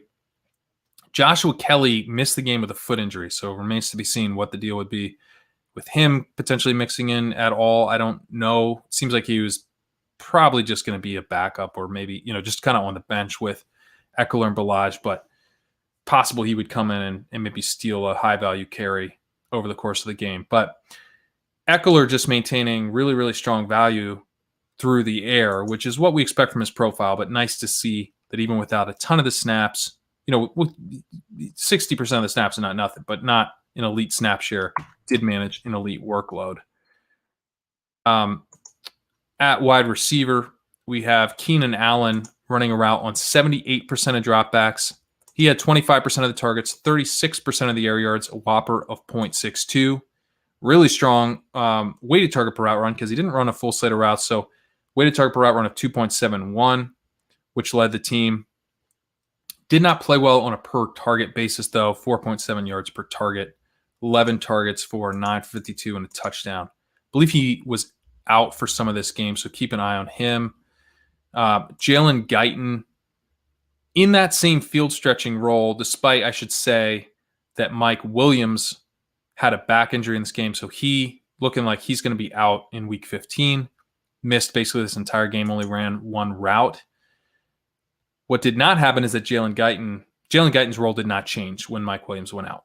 Jalen Guyton continued doing his Jalen Guyton thing, which is to run really deep field stretching routes. He had an 8 out of 19 in this game. He had 3 targets. He had 57 air yards, but he does not get targeted at a high rate. And, kind of a prayer yard situation, sort of just a field stretching situation, opening up things for other players. Jalen Guyton, still, even with Mike Williams out, is not someone I think that'll be that interesting. The guys who might be interesting are Tyron Johnson, who ran around 80% of dropbacks. He had 16% of the targets, 29% of the air yards, a whopper of 0.44. And Hunter Henry, who ran around 76% of dropbacks. He had 18% of the targets, 19% of the air yards, a whopper of 0.4. He was targeted on 24% of his routes, which is a nice number for a tight end. This is probably a good situation for Henry, where you've got Jalen Guyton still able to stretch things, Keenan Allen still taking away most of the defensive attention, but Mike Williams, who is kind of a guy who is good enough to get targeted, but not getting a ton of targets, is now off the field. So that could be potentially a good thing for Hunter Henry. Obviously, could make Tyron Johnson kind of emerge out of nowhere and be interesting. Moving to the Raiders, Josh Jacobs decided to mess with fantasy owners this week, say he wasn't playing, which obviously is pretty annoying, but, maybe he wasn't wrong. He did not have the best game. Went 13 for 49. So not ideal. Did not score on a green zone carry. Left 3 points on the field on a 13.4 expected points workload. So, not the best. Probably didn't make your best ball lineup. So he, maybe he was out there on the real thing, but probably actually did not make your best ball lineups this week. Snap share 43%. Devontae Booker stole 28% of the snaps. Jalen Richard stole 31% of the snaps. Both those guys combined for 14 expected points, which is actually more than what Jacobs got. So, I mean, honestly, if you listen to Jacobs saying he wasn't playing, you're better off.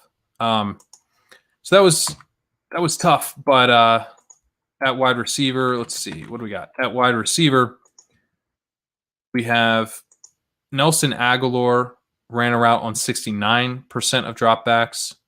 Henry Ruggs ran a route on 63% of dropbacks. Hunter Renfrow, 63%. So none of the wide receivers had full slates of routes this week.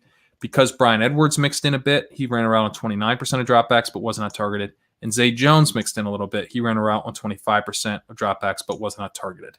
So that kind of hurt everything from the overall perspective for the wide receivers.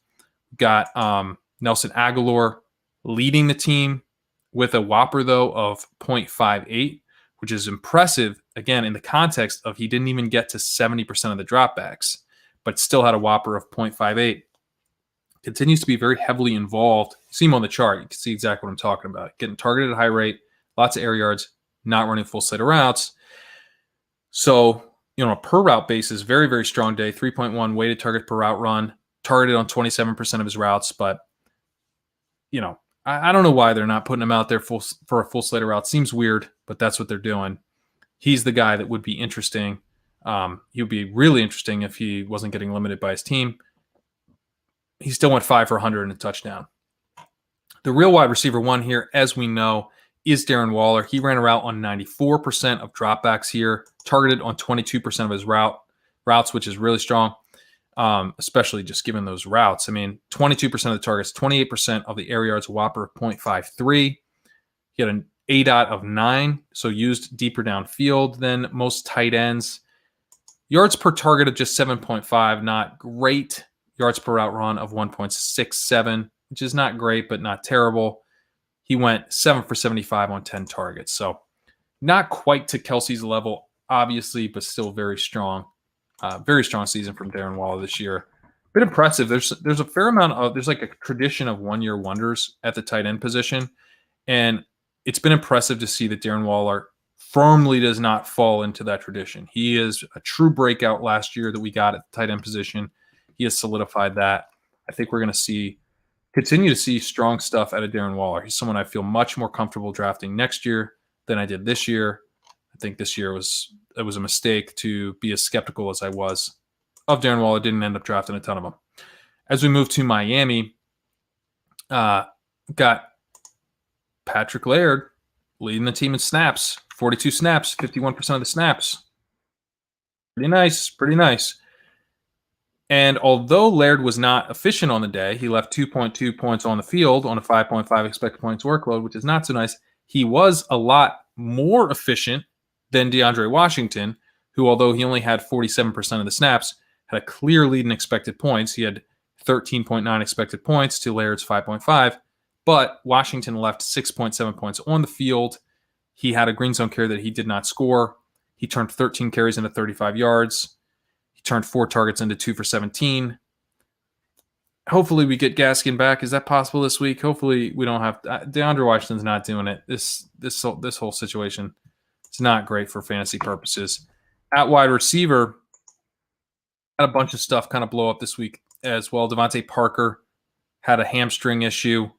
Jakeem Grant is now week to week with a hamstring. Lynn Bowden, I guess, had a nice game. Lynn Bowden was a legitimate prospect. Lynn Bowden was a guy that wasn't like one of the best prospects. I talked about this before, but he was a legitimate wide receiver prospect, true underclassman. Kind of got a little bit screwed over by circumstance where he had to play quarterback because his quarterbacks were hurt. That led a team like the Raiders to think, oh man, what if we convert him to running back? That's so cool. But dude, he's a wide receiver. He's a wide receiver and he's proving it right now. He ran around on 76% of dropbacks. He had an ADOT of 16.8. Okay. This was not a guy who's just being used as like some hybrid running back wide receiver. No, he was being used as a true wide receiver deep down the field. He got 10 targets, went 7 for 82. He had a yards per route run of 1.82, which is pretty strong. Pretty nice day from Lynn Bowden. I think that if he continues to get opportunity, he is someone that can capitalize on it. And also is someone that was a third-round pick that, as I said, was a pretty solid prospect. Someone that we need to start taking seriously as a wide receiver prospect who's starting to emerge, not just, you know, this kind of hybrid dude who, like, it's almost like because the Raiders had a terrible assessment of this guy's talent that somehow we think like he's almost like a UDFA who's fallen into, you know, just kind of a last resort situation or something. Like, he is a pretty strong prospect. He was a stronger prospect than Jakeem Grant, much stronger prospect than Mac Hollins. Like, this is a dude who now has an opportunity here, and I think we should be excited about what we can get out of him moving forward. I'm excited that he's getting this opportunity. I do feel like he was done wrong in the draft process, and if he's as talented as I think his prospect profile basically looks like a guy who we're just not sure about, but the ceiling I do think is probably there with him. So I'm excited that he's getting the opportunity. Mike Gesicki, you know, not a guy that I've been traditionally excited about. Have started to come around on him a little bit as he's kind of proven me wrong a bit. He did have the shoulder injury here, so this is a bit disappointing. Hopefully that doesn't cost him time. He did get in the end zone twice. I will say, you know, I'm not going to issue another apology to Davis Maddock after I apologized and then retracted the apology. You're not getting an apology again. But I will say that, you know, the 2 touchdowns probably have you thinking that you deserve an apology. He was only targeted on 18% of his routes. So that's not ideal. He only ran a route on 56% of dropbacks. So he had a whopper of 0.29. So he actually wasn't all that involved. Like, even for a tight end, he wasn't all that involved. Yards per target of 10.8, really strong. The dude can play. Okay, I will admit, the dude can play. 11.5 ADOT. The thing with Gesicki, and this is something I've been talking about for weeks now, he just gets used so much deeper downfield than a traditional tight end. And that's going to lead to inconsistency. It's going to lead to volatility. And it's going to lead to frustrating weeks, but it's also going to lead to nice weeks with spikes like we saw this week. So hopefully he gets healthy and out on the field very soon. Moving to Minnesota, Alvin Cook had 68% of the snaps here. He had an elite workload in this game of 19.7 points, but did not deliver efficiently. It wasn't too bad. He left just 0.7 points. He was 0.7 points under expectations. He scored a touchdown in the green zone on 2 green zone carries. He had 22 rushing attempts for 102 yards and a touchdown. So pretty solid game there. He had 4 targets, which he took for 2 for 8. Less solid through the air. But overall, not a bad game from Dalvin Cook. It's just kind of that the expectations we have for him are so high at this point that we really want to see, those 30, 40 type point outings. But this was a tough matchup, and he had a pretty strong day considering that. The thing that's tough for him is that we do see if the Vikings are in positions where they need to pass a lot, they will take him off the field. They did that this week. They gave Amir Abdullah 19% of the snaps, and Abdullah was running a route a lot. When that's what he was there to do. He ran a route on 73% of his snaps compared to 46% for Dalvin Cook. So you see, that's the reason why Cook was losing snaps. So Abdullah could be out there running around on passing downs. But in better game script, we're going to see more of that elite Dalvin Cook type of performances that we've seen throughout the year. Somehow Adam Shaheen is sitting here in my notes for Minnesota. So I'll point out that he ran 32% of the routes in Miami. So that somehow got mixed up. But we've got to, where are we here? Oh, sorry, Justin Jefferson. Justin Jefferson this year has a 2.66 yards per route run to 2 for Adam Thielen. So you could argue that he already is the wide receiver 1 here. He's outperformed Adam Thielen this season. As we look ahead to next year and think about who the wide receiver 1 is going to be, it's hard not to think it's going to be Justin Jefferson, given that he arguably already is. If you look at weighted target per route run, then that slightly leans to Thielen. But, and that's probably what we should look at, because you don't necessarily want to factor in the yards per target all that much. Although I think in a case like this, where the guy's a rookie, the yards per target might be important because they're going to be, potentially designing him for more first reads, et cetera. It could be a bigger part of the offense. So just really strong stuff as we zoom out and think about Justin Jefferson. But in this game, 91% of the dropbacks here he was running a route on, 23% of the air yards and 23% of the targets, 34% of the air yards. He had a whopper of 0.58. Really, really strong stuff, again, in terms of the underlying numbers for Justin Jefferson. However, 5.6 yards per target in this game. So in this game, the yards per target actually working against him. Usually it's working for him. He had 8 targets. He only went 4 for 39 in this game. But, the underlying volume is starting to move in his direction. I think that's going to be the trend that we see through the end of the year probably. And definitely next year, I think he's definitely the guy I would prefer to bet on for the underlying volume in 2021. Adam Thielen ran around on 96% of dropbacks, 11% of the targets, 18% of the air yards, whopper of 0.3. So not really much underlying volume here. He was fairly efficient with a 9.8 yards per target, but just a yards per route run of 0.87. So actually worse than Jefferson, even though he was more efficient on his targets. At tight end, we did not get Kyle Rudolph in this game. So Irv Smith was out there as kind of the lead tight end, you would think, but he only ran around on 36% of dropbacks. Tyler Conklin ran around on 51%. And I think that's probably because Irv Smith was banged up heading into the week. But worth noting that Irv Smith did not actually lead the team in tight end routes. And Conklin did get 5 targets, which he took for 5 receptions and 44 yards.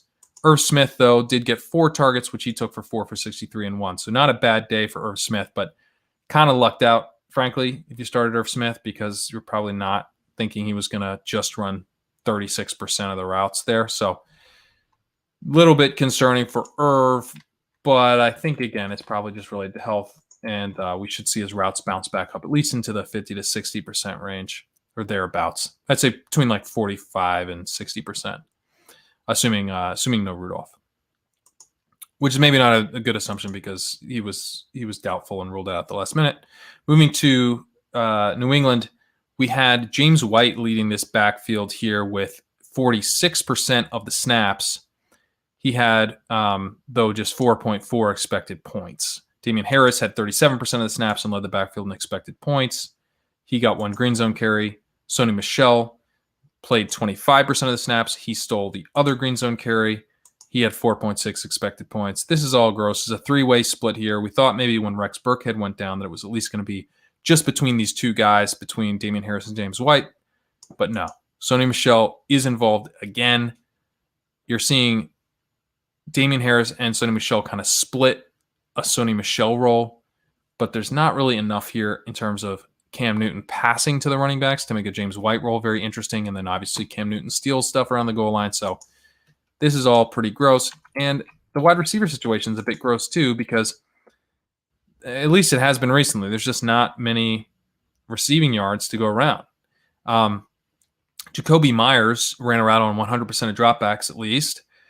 He had 22% of the targets, 24% of the air yards, a whopper 0.49. That's not terrible, but it is actually third on the team. Damiere Byrd had a whopper 0.71, and N'Keal Harry had a whopper of 0.65. Byrd was out there more than Harry, ran around on 94% of dropbacks, had 35% of the targets, 27% of the air yards.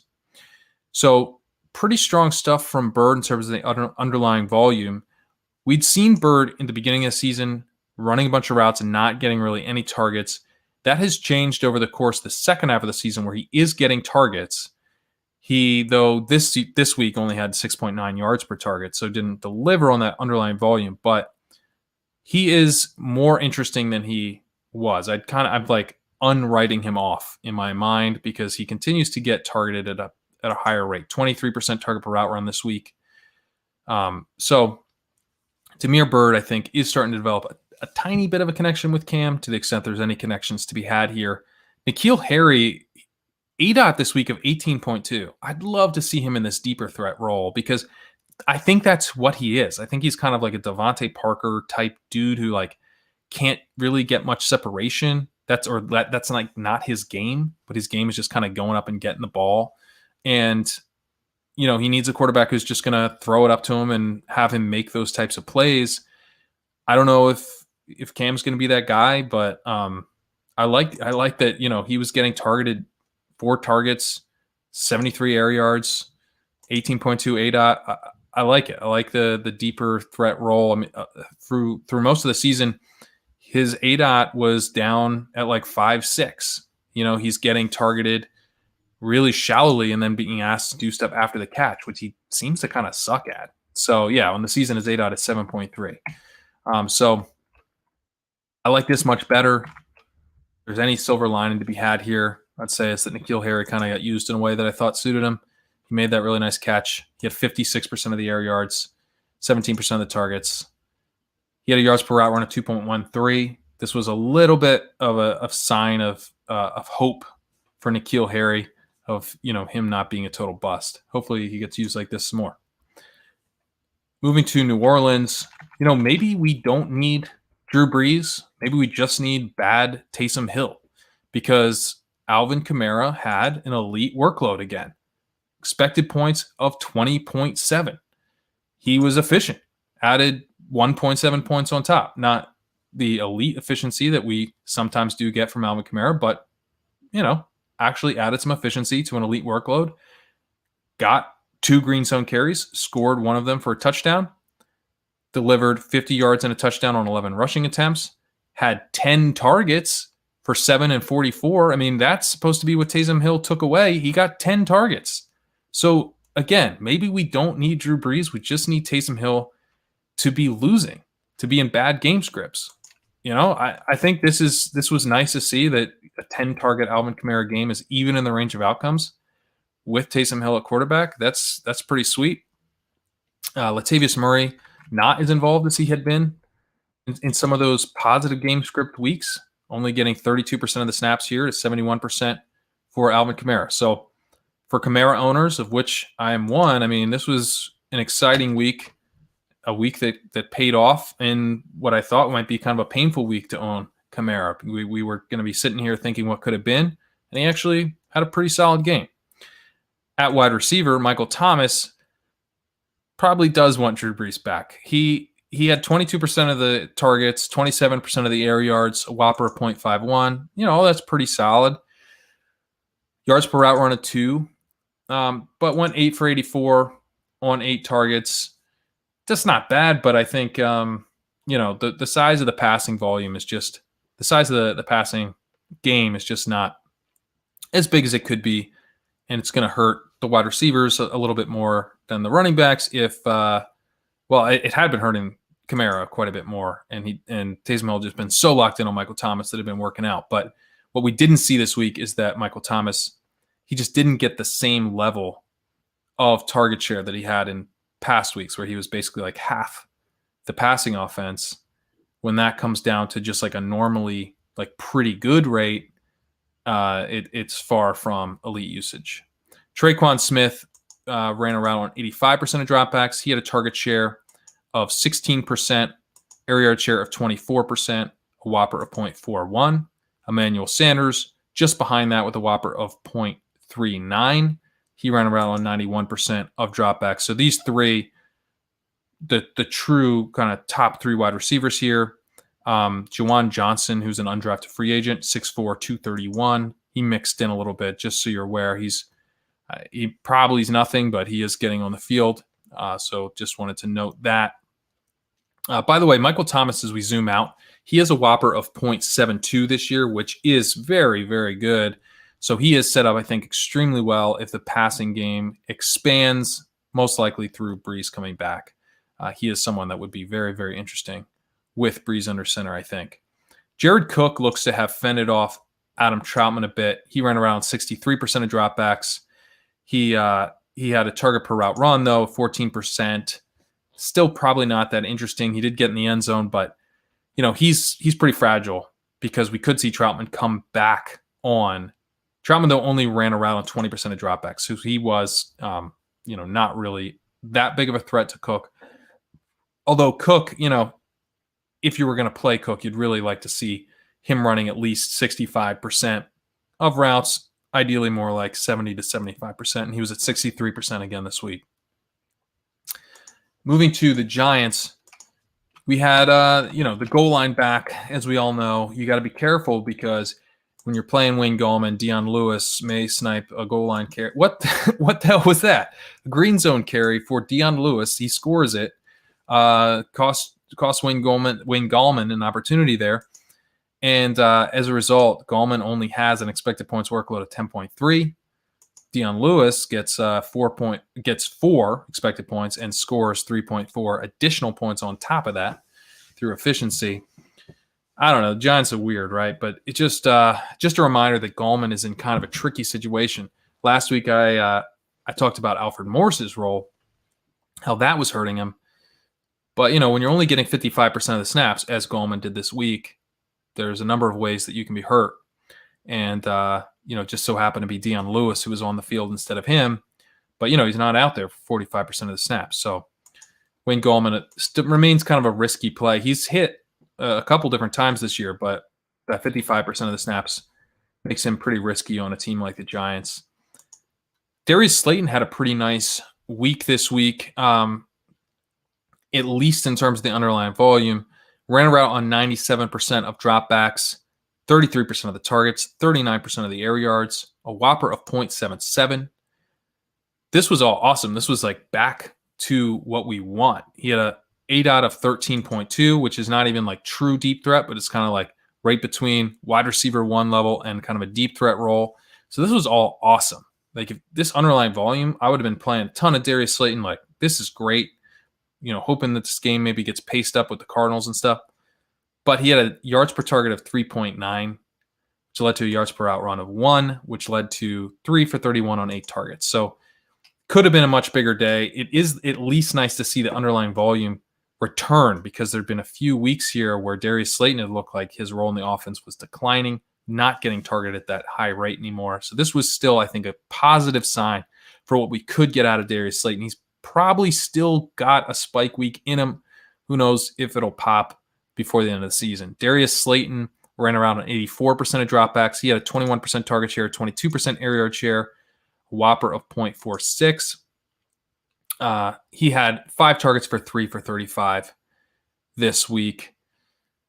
Golden Tate ran around on 69% of dropbacks. He had a whopper of 0.31. which is not all that great. And that's what also Evan Ingram had.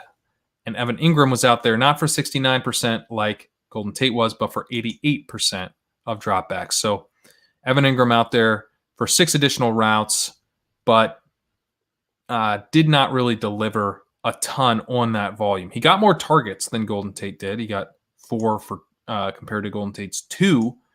But Evan Ingram, that shallow ADOT returned a little bit, 5.8. He had been used deeper in recent weeks. That had really helped. Not the case this week on his 4 targets. 17% of the targets, 8% of the air yards. So that's what hurt him. But hey, Evan Ingram is out there for an elite percentage of the routes at least. That means a lot at tight end. Wasn't getting the targets this week, but those routes still make him interesting. Moving to the Jets, we had Frank Gore remaining to be involved. It makes no sense. He actually lost a fumble in this game, which I hadn't heard people talking about, and I don't know. What's there to talk about? Adam Gase is dumb. He's dumb and bad at coaching football, and he's going to keep playing Frank Gore. And he said that, what Ty Johnson did the previous week was basically didn't count for some reason. So Ty Johnson actually didn't play that efficiently this week, but he only had 3.8 expected points. Gore had 5.3 expected points. Josh Adams had 5.3 expected points. None of them had over 40% of snaps. The whole thing's disgusting. Speaking of disgusting, I would really like to see more of Joe Flacco. Joe Flacco, I think, would be good for this passing offense. That's where I'm at with this. Brashad Perriman ran a route on 100% of dropbacks. He had 26% of the targets, 29% of the air yards, a whopper of 0.6. He had a yards per target of 4.3. Jamison Crowder ran a route on 87% of dropbacks, 22% of targets, 11% of air yards, a whopper of 0.41. He had a whopper of 1.8. Jeff Smith had a route run on 70% of dropbacks, 9% of the targets, 17% of the air yards, a whopper of 0.25. He had a whopper of 7, which is, I guess, not terrible for the Jets. Braxton Berrios, because I guess Sam Darnold just loves throwing to slots so much that he can't just only throw to James Crowder. He has to target Braxton Berrios constantly when he's out there. Braxton Berrios got 5 targets on 7 routes. He had a weirdly high ADOT of 14.2. He had 22% of the targets on 7 routes, 29% of the air yards on 7 routes, a whopper of 0.53, which was barely behind Brashad Perriman, who ran 30 routes on just 7 routes. Yards per target of 9.8. So I guess, to Darnold's credit, this guy did the most on his targets, 9.8. Yards per route run of 7, because when you run 7 routes and you get 5 targets for 49 yards, that's pretty good. 49 divided by 7 is, in fact, 7. So anyway, weird game. Braxton Berrios was one of those guys who people were excited about if Jameson Crowder missed. If you just kind of got lazy and didn't take him out of your lineup, your DFS lineup or your season long lineup because you thought Jameson Crowder wasn't playing, that was probably fine. 3 for 49 was, right there in the range of what you thought he might deliver. At tight end, there's nothing to talk about here. Chris Herndon ran around 57% of dropbacks. Never really gets targeted. Got targeted once here. In Philly, I've been asking for Jalen Hurts, and we got Jalen Hurts. And Jalen Hurts delivered. He delivered fantasy value for this team. He himself looks to be a viable fantasy starter, and he restored Miles Sanders. Miles Sanders delivered some value. Miles Sanders delivered 11.9 fantasy points over expectation with Jalen Hurts under center. That was awesome to see. He got 2 green zone carries. He scored one of them. He scored 2 touchdowns overall. He went 14 for 115 and 2 touchdowns on the ground. There's no way that happens with Carson Wentz under center. He also got 5 targets for 4 for 21. So the idea, that maybe Hurts wouldn't be throwing to him, at least through one game, he got the 5 targets. That's pretty good. However, not to take this away, from Sanders, but just not to give all the credit to Hurts being under center. Sanders got 81% of the snaps. That is a really, really big development in its own right, regardless of whether or not Hurts was going to be out there. Even if Wentz was under center, seeing Sanders back up to 80+% of the snaps is a big deal. We'd seen him way down from that recently. We'd seen him really fall off in a way that was concerning last week. He had 51% of the snaps last week.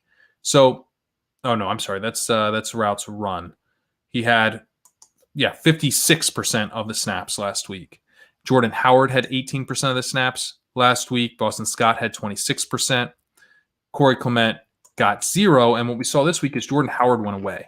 Jordan Howard had 0 snaps. Corey Clement had just 2 snaps. Boston Scott had 22% of the snaps. So he was still somewhat involved, but not as involved even as he had been the prior week where he was at 26%. And dealing with just Boston Scott is not a huge deal as long as we don't have to deal with Jordan Howard too.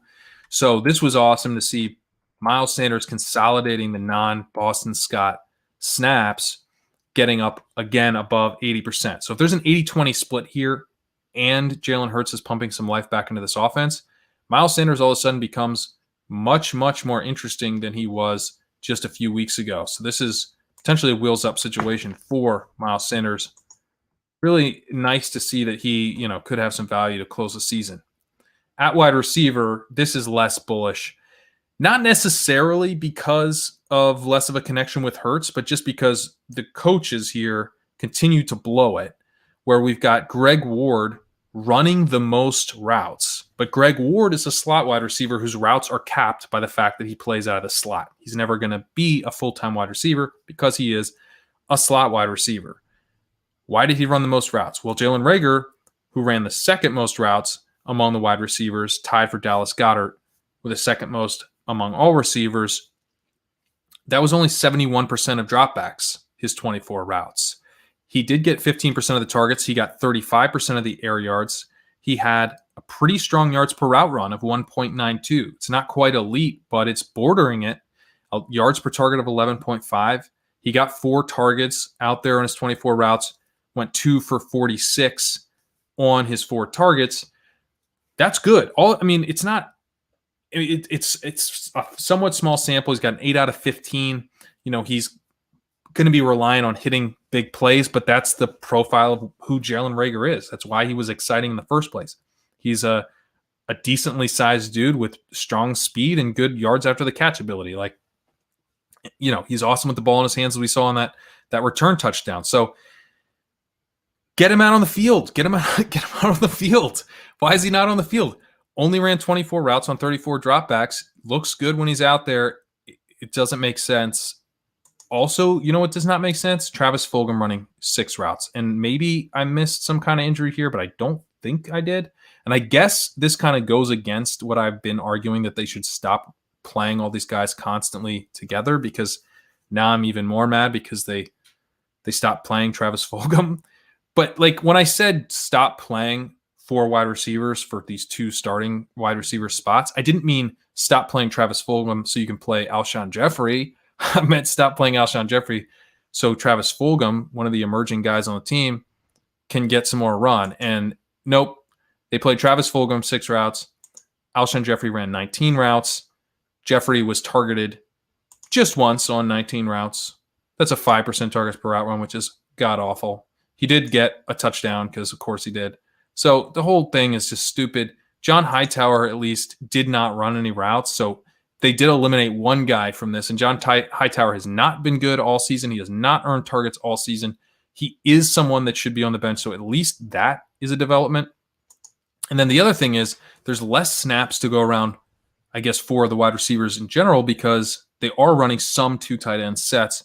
Dallas Goedert ran around on 71% of dropbacks, Zach Ertz on 62%. Dallas Goedert continues to outperform Zach Ertz by a pretty wide margin. He had a 25% target per route run to Zach Ertz's 14, and he had a 7.2 yards per target to Zach Ertz's 2.7. Dallas Goedert had a good but not great yards per route run of 1.79, and Zach Ertz had a dear God, please retire yards per route run of 0.38. Moving to Pittsburgh, we had Jalen Samuels leading the way here with 47% of the snaps. James Conner at 40%. So I kind of wonder if we're getting basically dudes auditioning for their 21 starter here.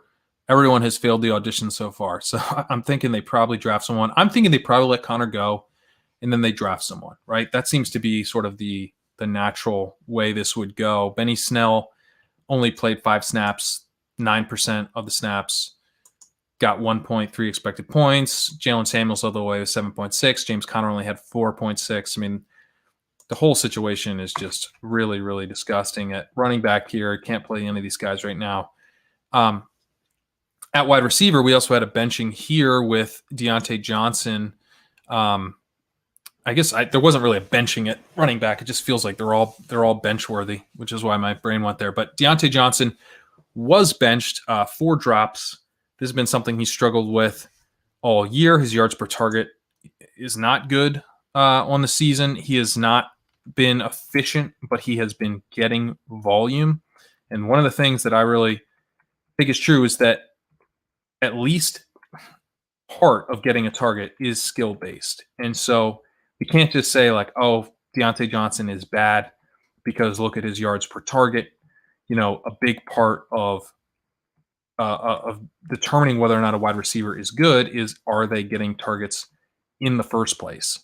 And so when you look at Deontay Johnson on the season, he has gotten targeted on 27% of his routes, which is really, really strong.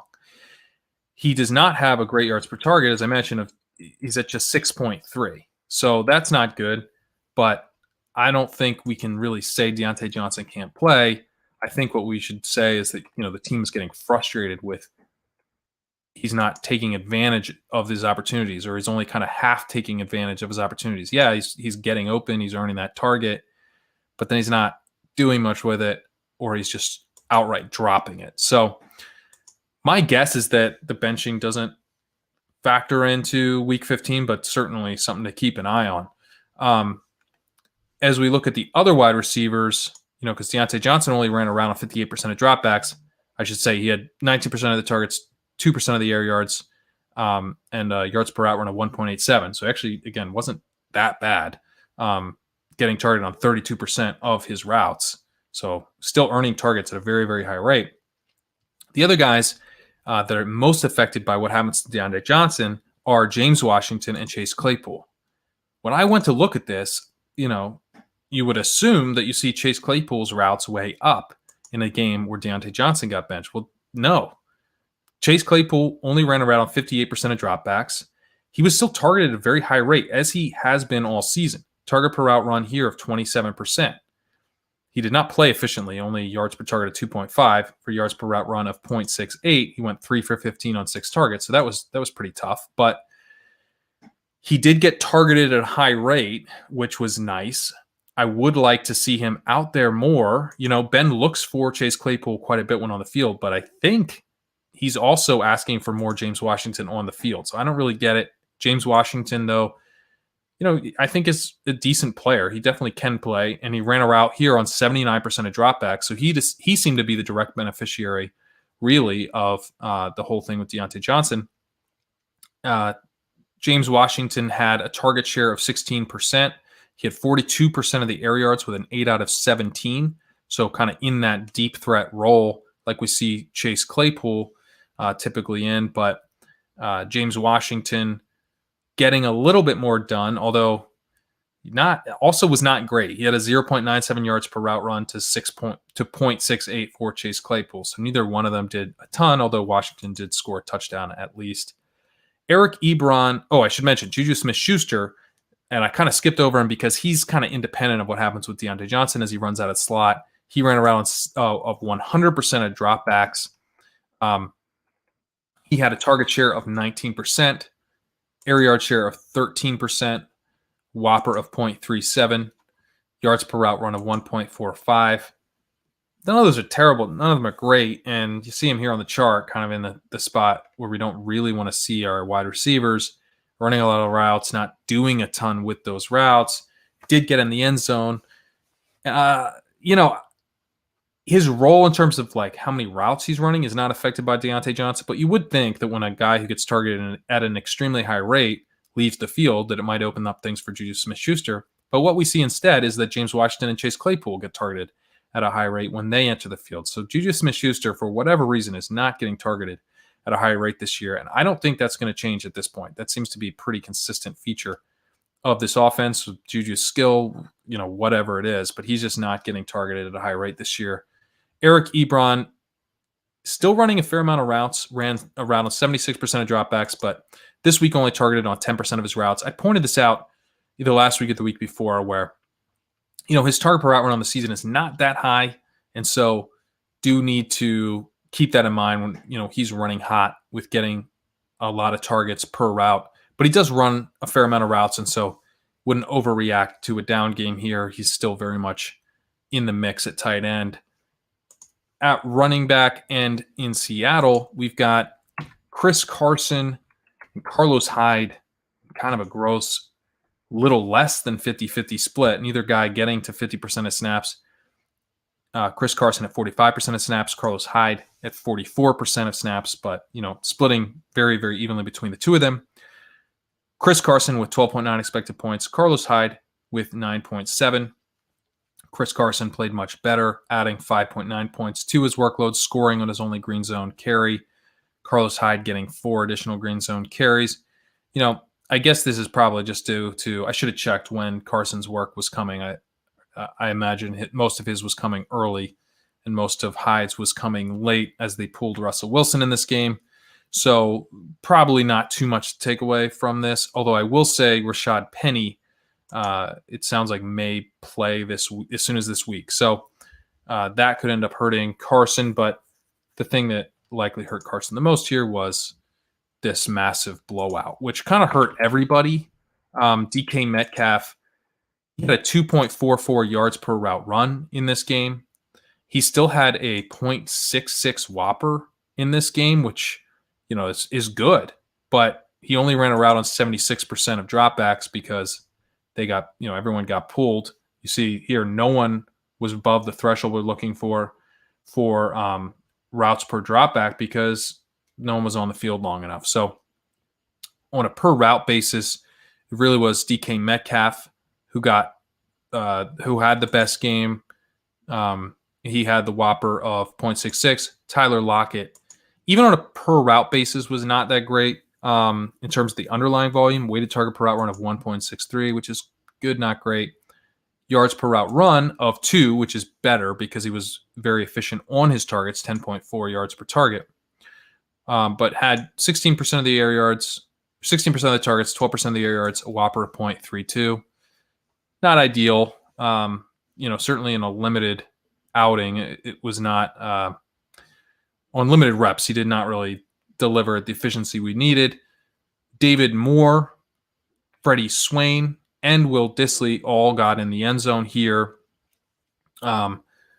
David Moore is the dude that jumps out as the most interesting, just in that, like, when you zoom out a bit, he has a 1.38 yards per route run to Freddie Swain's 0.83 this year, which is a decent difference. And so just kind of a reminder that I think Moore is like the better dart throw between those two.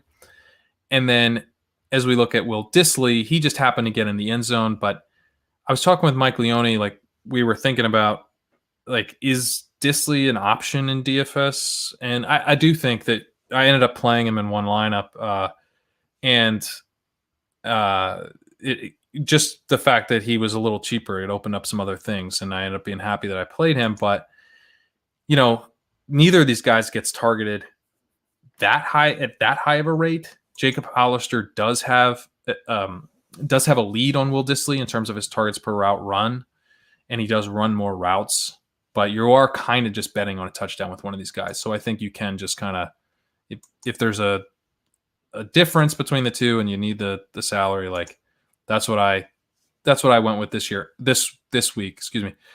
I will say Jacob Hollister, though, in the underlying stats, maybe I should have been a little bit more cautious about playing Dissly because he did run a route on 58% of dropbacks to Dissly's 30%.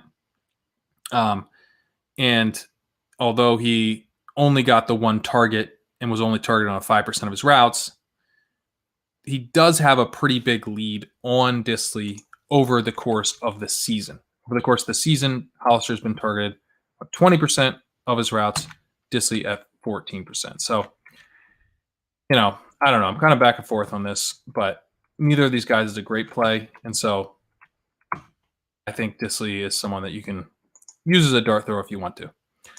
Moving to San Francisco. Jeff Wilson could be in for a pretty big role this week. We have Raheem Mostert potentially being banged up with this ankle, may end up missing week 15. So Jeff Wilson could take over a fair amount of this workload. There's been, a fair amount of work to go around here with Raheem Mostert this week getting 12.4 expected points. He had 49% of the snaps. Jeff Wilson had 15.9 expected points and 48% of the snaps. So there was an elite workload available in this backfield. It was just split up 50-50. Over the last 2 weeks, Jeff Wilson is running back. Over the last 2 weeks, Jeff Wilson is running back 9 in expected points. So he's been pretty involved in expected points. Again, just a 2-week sample. It's just a 2-week sample. But if he gets the lead role in this offense, what we've seen over the last 2 weeks is that they're starting to incorporate him more. And so he could end up with potentially a 20-plus point expected point workload, which would be really, really nice. We know he's the guy who gets used at the goal line. He had 3 targets in this game. He had 2 green zone carries. He scored 1 of them in this game. He did lose a fumble, but he's a dude that, he ran a route on 51% of his snaps, not like a pass catching specialist by any means, but not in that Cam Akers zone either, where he's only out there for only running around 34% of his snaps, right? He ran a route on over half his snaps. He's not a dude who just was not getting used like that at all. So Jeff Wilson is someone I'm really interested in if Raheem Mostert misses this week. Even if he doesn't, he's starting to look startable. If you don't have the best running back options, if you lost, let's say, Ronald Jones with this pinky injury, Jeff Wilson is someone that I think is definitely in the startable mix if Mostert is banged up but goes this week. At wide receiver, Brandon Ayuk. He's the dude we used as the clip for last week's show, and he came through, I guess, somewhat at the expense of Deebo Samuel, who was hurt.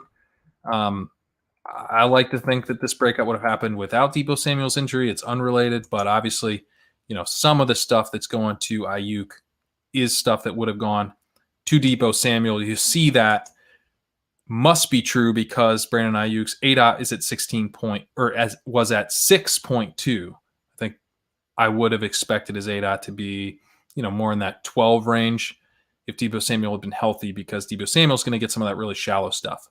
But Brandon Ayuk had 36% of the targets, 38% of the air yards, a whopper of 0.81. He had a yards per route run of 2.53. He had 16 targets in this game, 10 receptions for 119 yards. Really strong game. He's up to 1.81 yards per route run on the season. He's looking like a dude. I mean, I'm excited to play him the rest of the season, don't get me wrong, but I'm already excited to draft Brandon Ayuk in the 4th to 5th round next year. I think he's going to be an awesome value if that's where he ends up. Kind of just strikes me as a dude who gets drafted right in that range. Maybe on that late 3rd, early 4th round turn, but I'm happy to take him there too. And yeah, I think he's going to be an awesome play this week. Awesome play to close out the season. Really excited about Brandon Ayuk. Late season breakout here for one of the, a first round pick, really talented prospect, productive senior wide receiver prospects tend to be guys who are productive over their whole career. They tend to be pretty good bets. So this is a really exciting breakout for Ayuk. We're seeing Kendrick Bourne out there almost as much as Ayuk, and I'm sure that'll be the case going forward, but just does not get targeted at the same rate. He doesn't earn the targets deeper down the field, and he doesn't get schemed the targets the way Brandon Ayuk is probably going to get schemed targets with Samuel out. So Bourne is just not someone I'm really interested in, even without Samuel, probably for at least the next couple of weeks. So Kendrick Bourne, 16% targets, 33% of the air yards, a whopper of 0.47. Richie James was out there for 37% of dropbacks. River Craft was out there for 22%. We also had Jordan Reed being in a three-way split here with Ross Dwelly and Charlie Warner. Jordan Reed only had a 17% target per route run, which, that's below where we want to see for sure, but it's especially below where we want to see for a guy who's only running a route on 49% of dropbacks. So Jordan Reed is someone I've been pretty interested in because he seemed to be getting targeted on a very high percentage of his routes. And in fact, on the season, he is being targeted on 26% of his routes. And that's really, really good. But it's just a little bit frustrating to see him getting targeted on a low percentage of his routes with such a low route run percentage. And that's what it comes down to for Reed, is that he's fragile, because if they don't target him at a really high rate, he's going to fail because he's just not out there enough. That's not to say I won't necessarily play him again. I think I probably will, especially with Samuel out. It's easier to see how he does get fed at that really high rate that he has for most of the season, but it's tight end, it's volatile. So he's a fragile play. That target per route run we can't count on, although I'll still probably mix him in from time to time. Moving to Tampa Bay, I mean, you should have seen me on Sunday. I was so excited when the news came out that Leonard Fournette was going to be a healthy scratch. Ronald Jones, setting up to be Ronald Jones week. It kind of wasn't Ronald Jones week. He did have 15.3 expected points and 67% of the snaps. He played efficiently. He delivered, 0.1 expected points. So he's literally right at expectations for his workload. He got 3 green zone carries. He scored 1 touchdown. He had 18 for 80 and 1 touchdown on the ground. He had 2 targets for 1 reception and 4 yards. Through the air, only ran around on 26% of his dropbacks, of his snaps. Ronald Jones ran around on 26% of his snaps, to be clear. That's obviously really low, but that's what we know Ronald Jones is going to be. I do wonder if this pinky issue, which, I think he left with and then came back, which in this, he broke his pinky. So he may be out, probably likely out for week 15, had surgery on that. That may have lowered his snaps and workload a bit, because LaShawn McCoy, he came in, he had 31% of the snaps, he had 4 expected points, 4.1, and he had 4 rush attempts for 32 yards. Actually played surprisingly well as a rusher. But I'm curious, if Jones could have even had more work if the pinky wasn't an issue. And it'd also be interesting to see how they play it if Jones does miss, because I wonder if Keyshawn Vaughn gets more work. I certainly hope that's the case, as opposed to Leonard Fournette getting more work. But, this is a playoff-bound team. They may be more interested in just using a guy they see as serviceable in Fournette and seeing what they have in Keyshawn Vaughn. I'd rather see what they have in Keyshawn Vaughn personally. At wide receiver, Mike Evans led the way in routes, tied with Chris Godwin, actually, but the more heavily targeted of the two was Evans. He ran a route on 87% of dropbacks, had 23% of the targets, 26% of the air yards, whopper of 0.53. Yards per route run of 2.8, which is pretty solid. He was efficient on his targets. So pretty solid day for Mike Evans, but not a ton to go around here. Not a ton of dropbacks, frankly. I mean, only 23 dropbacks in this game. This game was slow. So I was watching. It just felt really slow. Not a ton of volume in this game. 23 dropbacks. Ronald Jones got 2 targets and 18 rushes, so he did get to 20 opportunities, just barely, but not a ton going on here in terms of offensive volume, which obviously, was a bummer for me. But that, I think, contributed to some of the lower box score numbers here. As we look at the underlying stats, it's a little bit better, right? Because we got 0.53 whopper for Evans. That's not as bad as the 3 for 56 might lead you to believe. Chris Godwin ran a route on 87% of dropbacks, 14% target share, 18% of the air yards, 0.33 whopper. Antonio Brown continues to be targeted at a really, really high rate when on the field. Only ran around 61% of dropbacks, which is going to make him tough to play, but got 23% of the targets, which tied for Evans on 6 less routes than Evans. He had 7% of the air yards, which is much lower than Evans because his 8 out was 3 compared to 12 for Evans. So Antonio Brown kind of running these like lower, very, very shallow routes. Maybe he's like kind of Julian Edelman right now, you know? He's like a dusty Julian Edelman. And yeah, I don't know. I mean, his volume on a per route basis is very strong. He had a yards per route run of 3.5, weighted targets per route run of 2.74. Like, it's all pretty good on a per target basis, but I'm not sure if we should really expect him to run more routes. It's also pretty good on a per route basis, but I'm not sure that the routes will increase. So hard to say if we can really trust him. I'm going to lean no for now. Scotty Miller, maybe he should be the guy out there. He certainly made that case with a long touchdown this week. He was targeted on 50% of his routes. He got 2 targets on just 4 routes this week. Miller, had been playing well before Brown came along. Bit of a bummer that he just kind of was summarily benched for no fault of his own, in my opinion. At tight end, Rob Gronkowski only was targeted on 14% of his routes. He had an 8 out of 15.5. So it's kind of that Mike Gesicki thing where it's like, this dude is targeted really deep downfield most weeks. He operates in a way that most tight ends do not operate. He gets targeted not always super deep downfield, but it happens a fair amount where we see Gronk like up past 10 as his 8 out on the season. He's at an 8 out of 10.8, which is one of the deeper tight end 8 outs in the league. So that both provides volatility, but it also provides upside. That's upside that is needed because Rob Gronkowski not running a full slate of routes out here this week on 61%. It's pretty typical. You'll sometimes see him up above 70%, but more often down around like the 60 to 65% range. And that's just going to be the story with Gronk. It's going to be boom bust. Cameron Brate ran around on 52% of dropbacks. Part of the reason we're not going to see Gronk, up at probably 85% for the rest of the year. All right, moving to Tennessee. Steve Hember, right? I mean, this was impressive.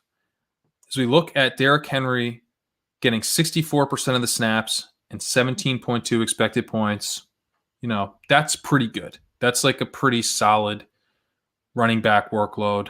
You'd think, all right, this dude could have a pretty good game on that. He had an awesome game on that. He delivered 19 points over expected. That is a rare mark to see a running back being that efficient. It just doesn't happen all that often. This season, the running backs who have had weeks of 18 plus fantasy points over expectations at all are Aaron Jones, who did it once, Alvin Kamara, who did it once, Jeff Wilson, who's done it once, Dalvin Cook, who's done it twice, and Derrick Henry, who's now done it twice. So this is a really, really tough thing to do. It does not happen very often. Derrick Henry absolutely crushing right now this season. He has been a monster, that, but 26 for 215 yards and 2 touchdowns. Much of it coming through just him being Derrick Henry, not through the workload that he was given. It's like one of these things where you want to bet on the efficiency? Do you want to bet on, the workload? Typically, we want to bet on the workload. But when you can get a strong workload, you also want to get guys who have access to delivering elite efficiency on top of that workload. And those guys are the guys who you kind of think they are, except for Jeff Wilson on that list, who definitely doesn't seem like he belongs. But as I was talking earlier, I'm a little bit interested to see what he could do if Mostert misses. But Aaron Jones, Alvin Kamara, Dalvin Cook, Derrick Henry. These are the guys we think of as the best running backs in the league, and these are the guys who have a week of just sheer dominance through efficiency. And when you can add that to a really strong workload, that's how you get, just the week winning performances. And, I will say when you look at workloads, you do have to factor in context, right? Because these are just these numbers are agnostic of things that we know from having played fantasy football and that we understand that we can kind of add our own context to. So you can't get too tied to just these raw numbers. For example, the expected points workload, it does factor in the line of scrimmage, but it does not factor in the calendar. And so, if there was a December adjusted expected points metric, then I think it would have been much more bullish on Derrick Henry this week. So that is always something to keep in mind. Jeremy McNichols this week, just 33% of the snaps. He really was inefficient. Left 3.9 points on the field on a 5.8 expected points workload.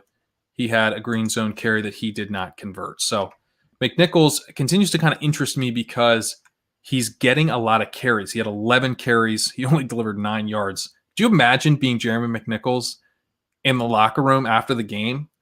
Derrick Henry just took 26 carries for 215 yards and 2 touchdowns, and you took 11 carries for 9 yards. That's a little bit of a rough scene for Jeremy McNichols in the Titans locker room, right? It's a little bit of a rough scene. All right, moving to wide receiver. We got A.J. Brown continuing to be the man. I mean, ran a route on 76% of dropbacks, had 39% of the targets and 57% of the air yards. Look at him. Look at him over here on the chart. I mean, this is unreal. He had a whopper of 0.99, which is absurd. He did not run a full slate of routes. He had a yards per route run. Get ready for this. Yards per route run, 5.89. 5.89. He had a 12.4 yards per target, which is good. I mean, it's really good. But it's not it's not 25 or something what the heck? No, it's good, but you'll see that. You'll see that from other guys throughout the week. What he did that was truly absurd was getting 39% of the targets on just 19 routes. I mean, this guy, he's someone we're going to be talking about year after year, I think, as man, is he the best wide receiver? He's always going to be kind of a top 5 guy, I think. I'm really, I'm just amazed at what he's been able to develop into so quickly here. And to be able to command that volume is so impressive, and then to deliver elite yards per target efficiency on top. That touchdown catch he had was just filthy. So really excited and glad that he looks to have avoided injury. It looked like maybe he got hurt at one point in the game, and doesn't seem like that's going to be anything to worry about. So exciting stuff for A.J. Brown. Corey Davis, continues to have a really strong season. Yards per route run here very much overshadowed by A.J. Brown, but still had 2.13, which is pretty solid. He had route run on 64% of dropbacks, 13% of targets, 13% of air yards. Very efficient on his targets, though, and leading to that 2.13 yards per route run. So, again, not out there for all the routes, but very, very strong when he was out there. Jonnu Smith, he was out there for a lot of routes. He ran a route on 80% of dropbacks, but was targeted on just 10% of his routes. He was competing for targets with 3 other tight ends, Jeff Swaim, who's out there for 40% of dropbacks, Anthony Firkser for 28, and Michael Pruitt for 24. Swaim was targeted on 30% of his routes, getting 3 targets on 10 routes. But I think the big takeaway here is that Jonnu Smith was out there for 80% of dropbacks. That's pretty nice to see. He has bounced around a fair amount in terms of actually getting targets, but he is someone that I'm interested in, given that he is at 80% routes run per dropback. That, I think there are better days ahead for Jonnu Smith. Moving to Washington to close things out. Antonio Gibson unfortunately missed this game with that toe injury, that ill-timed toe injury.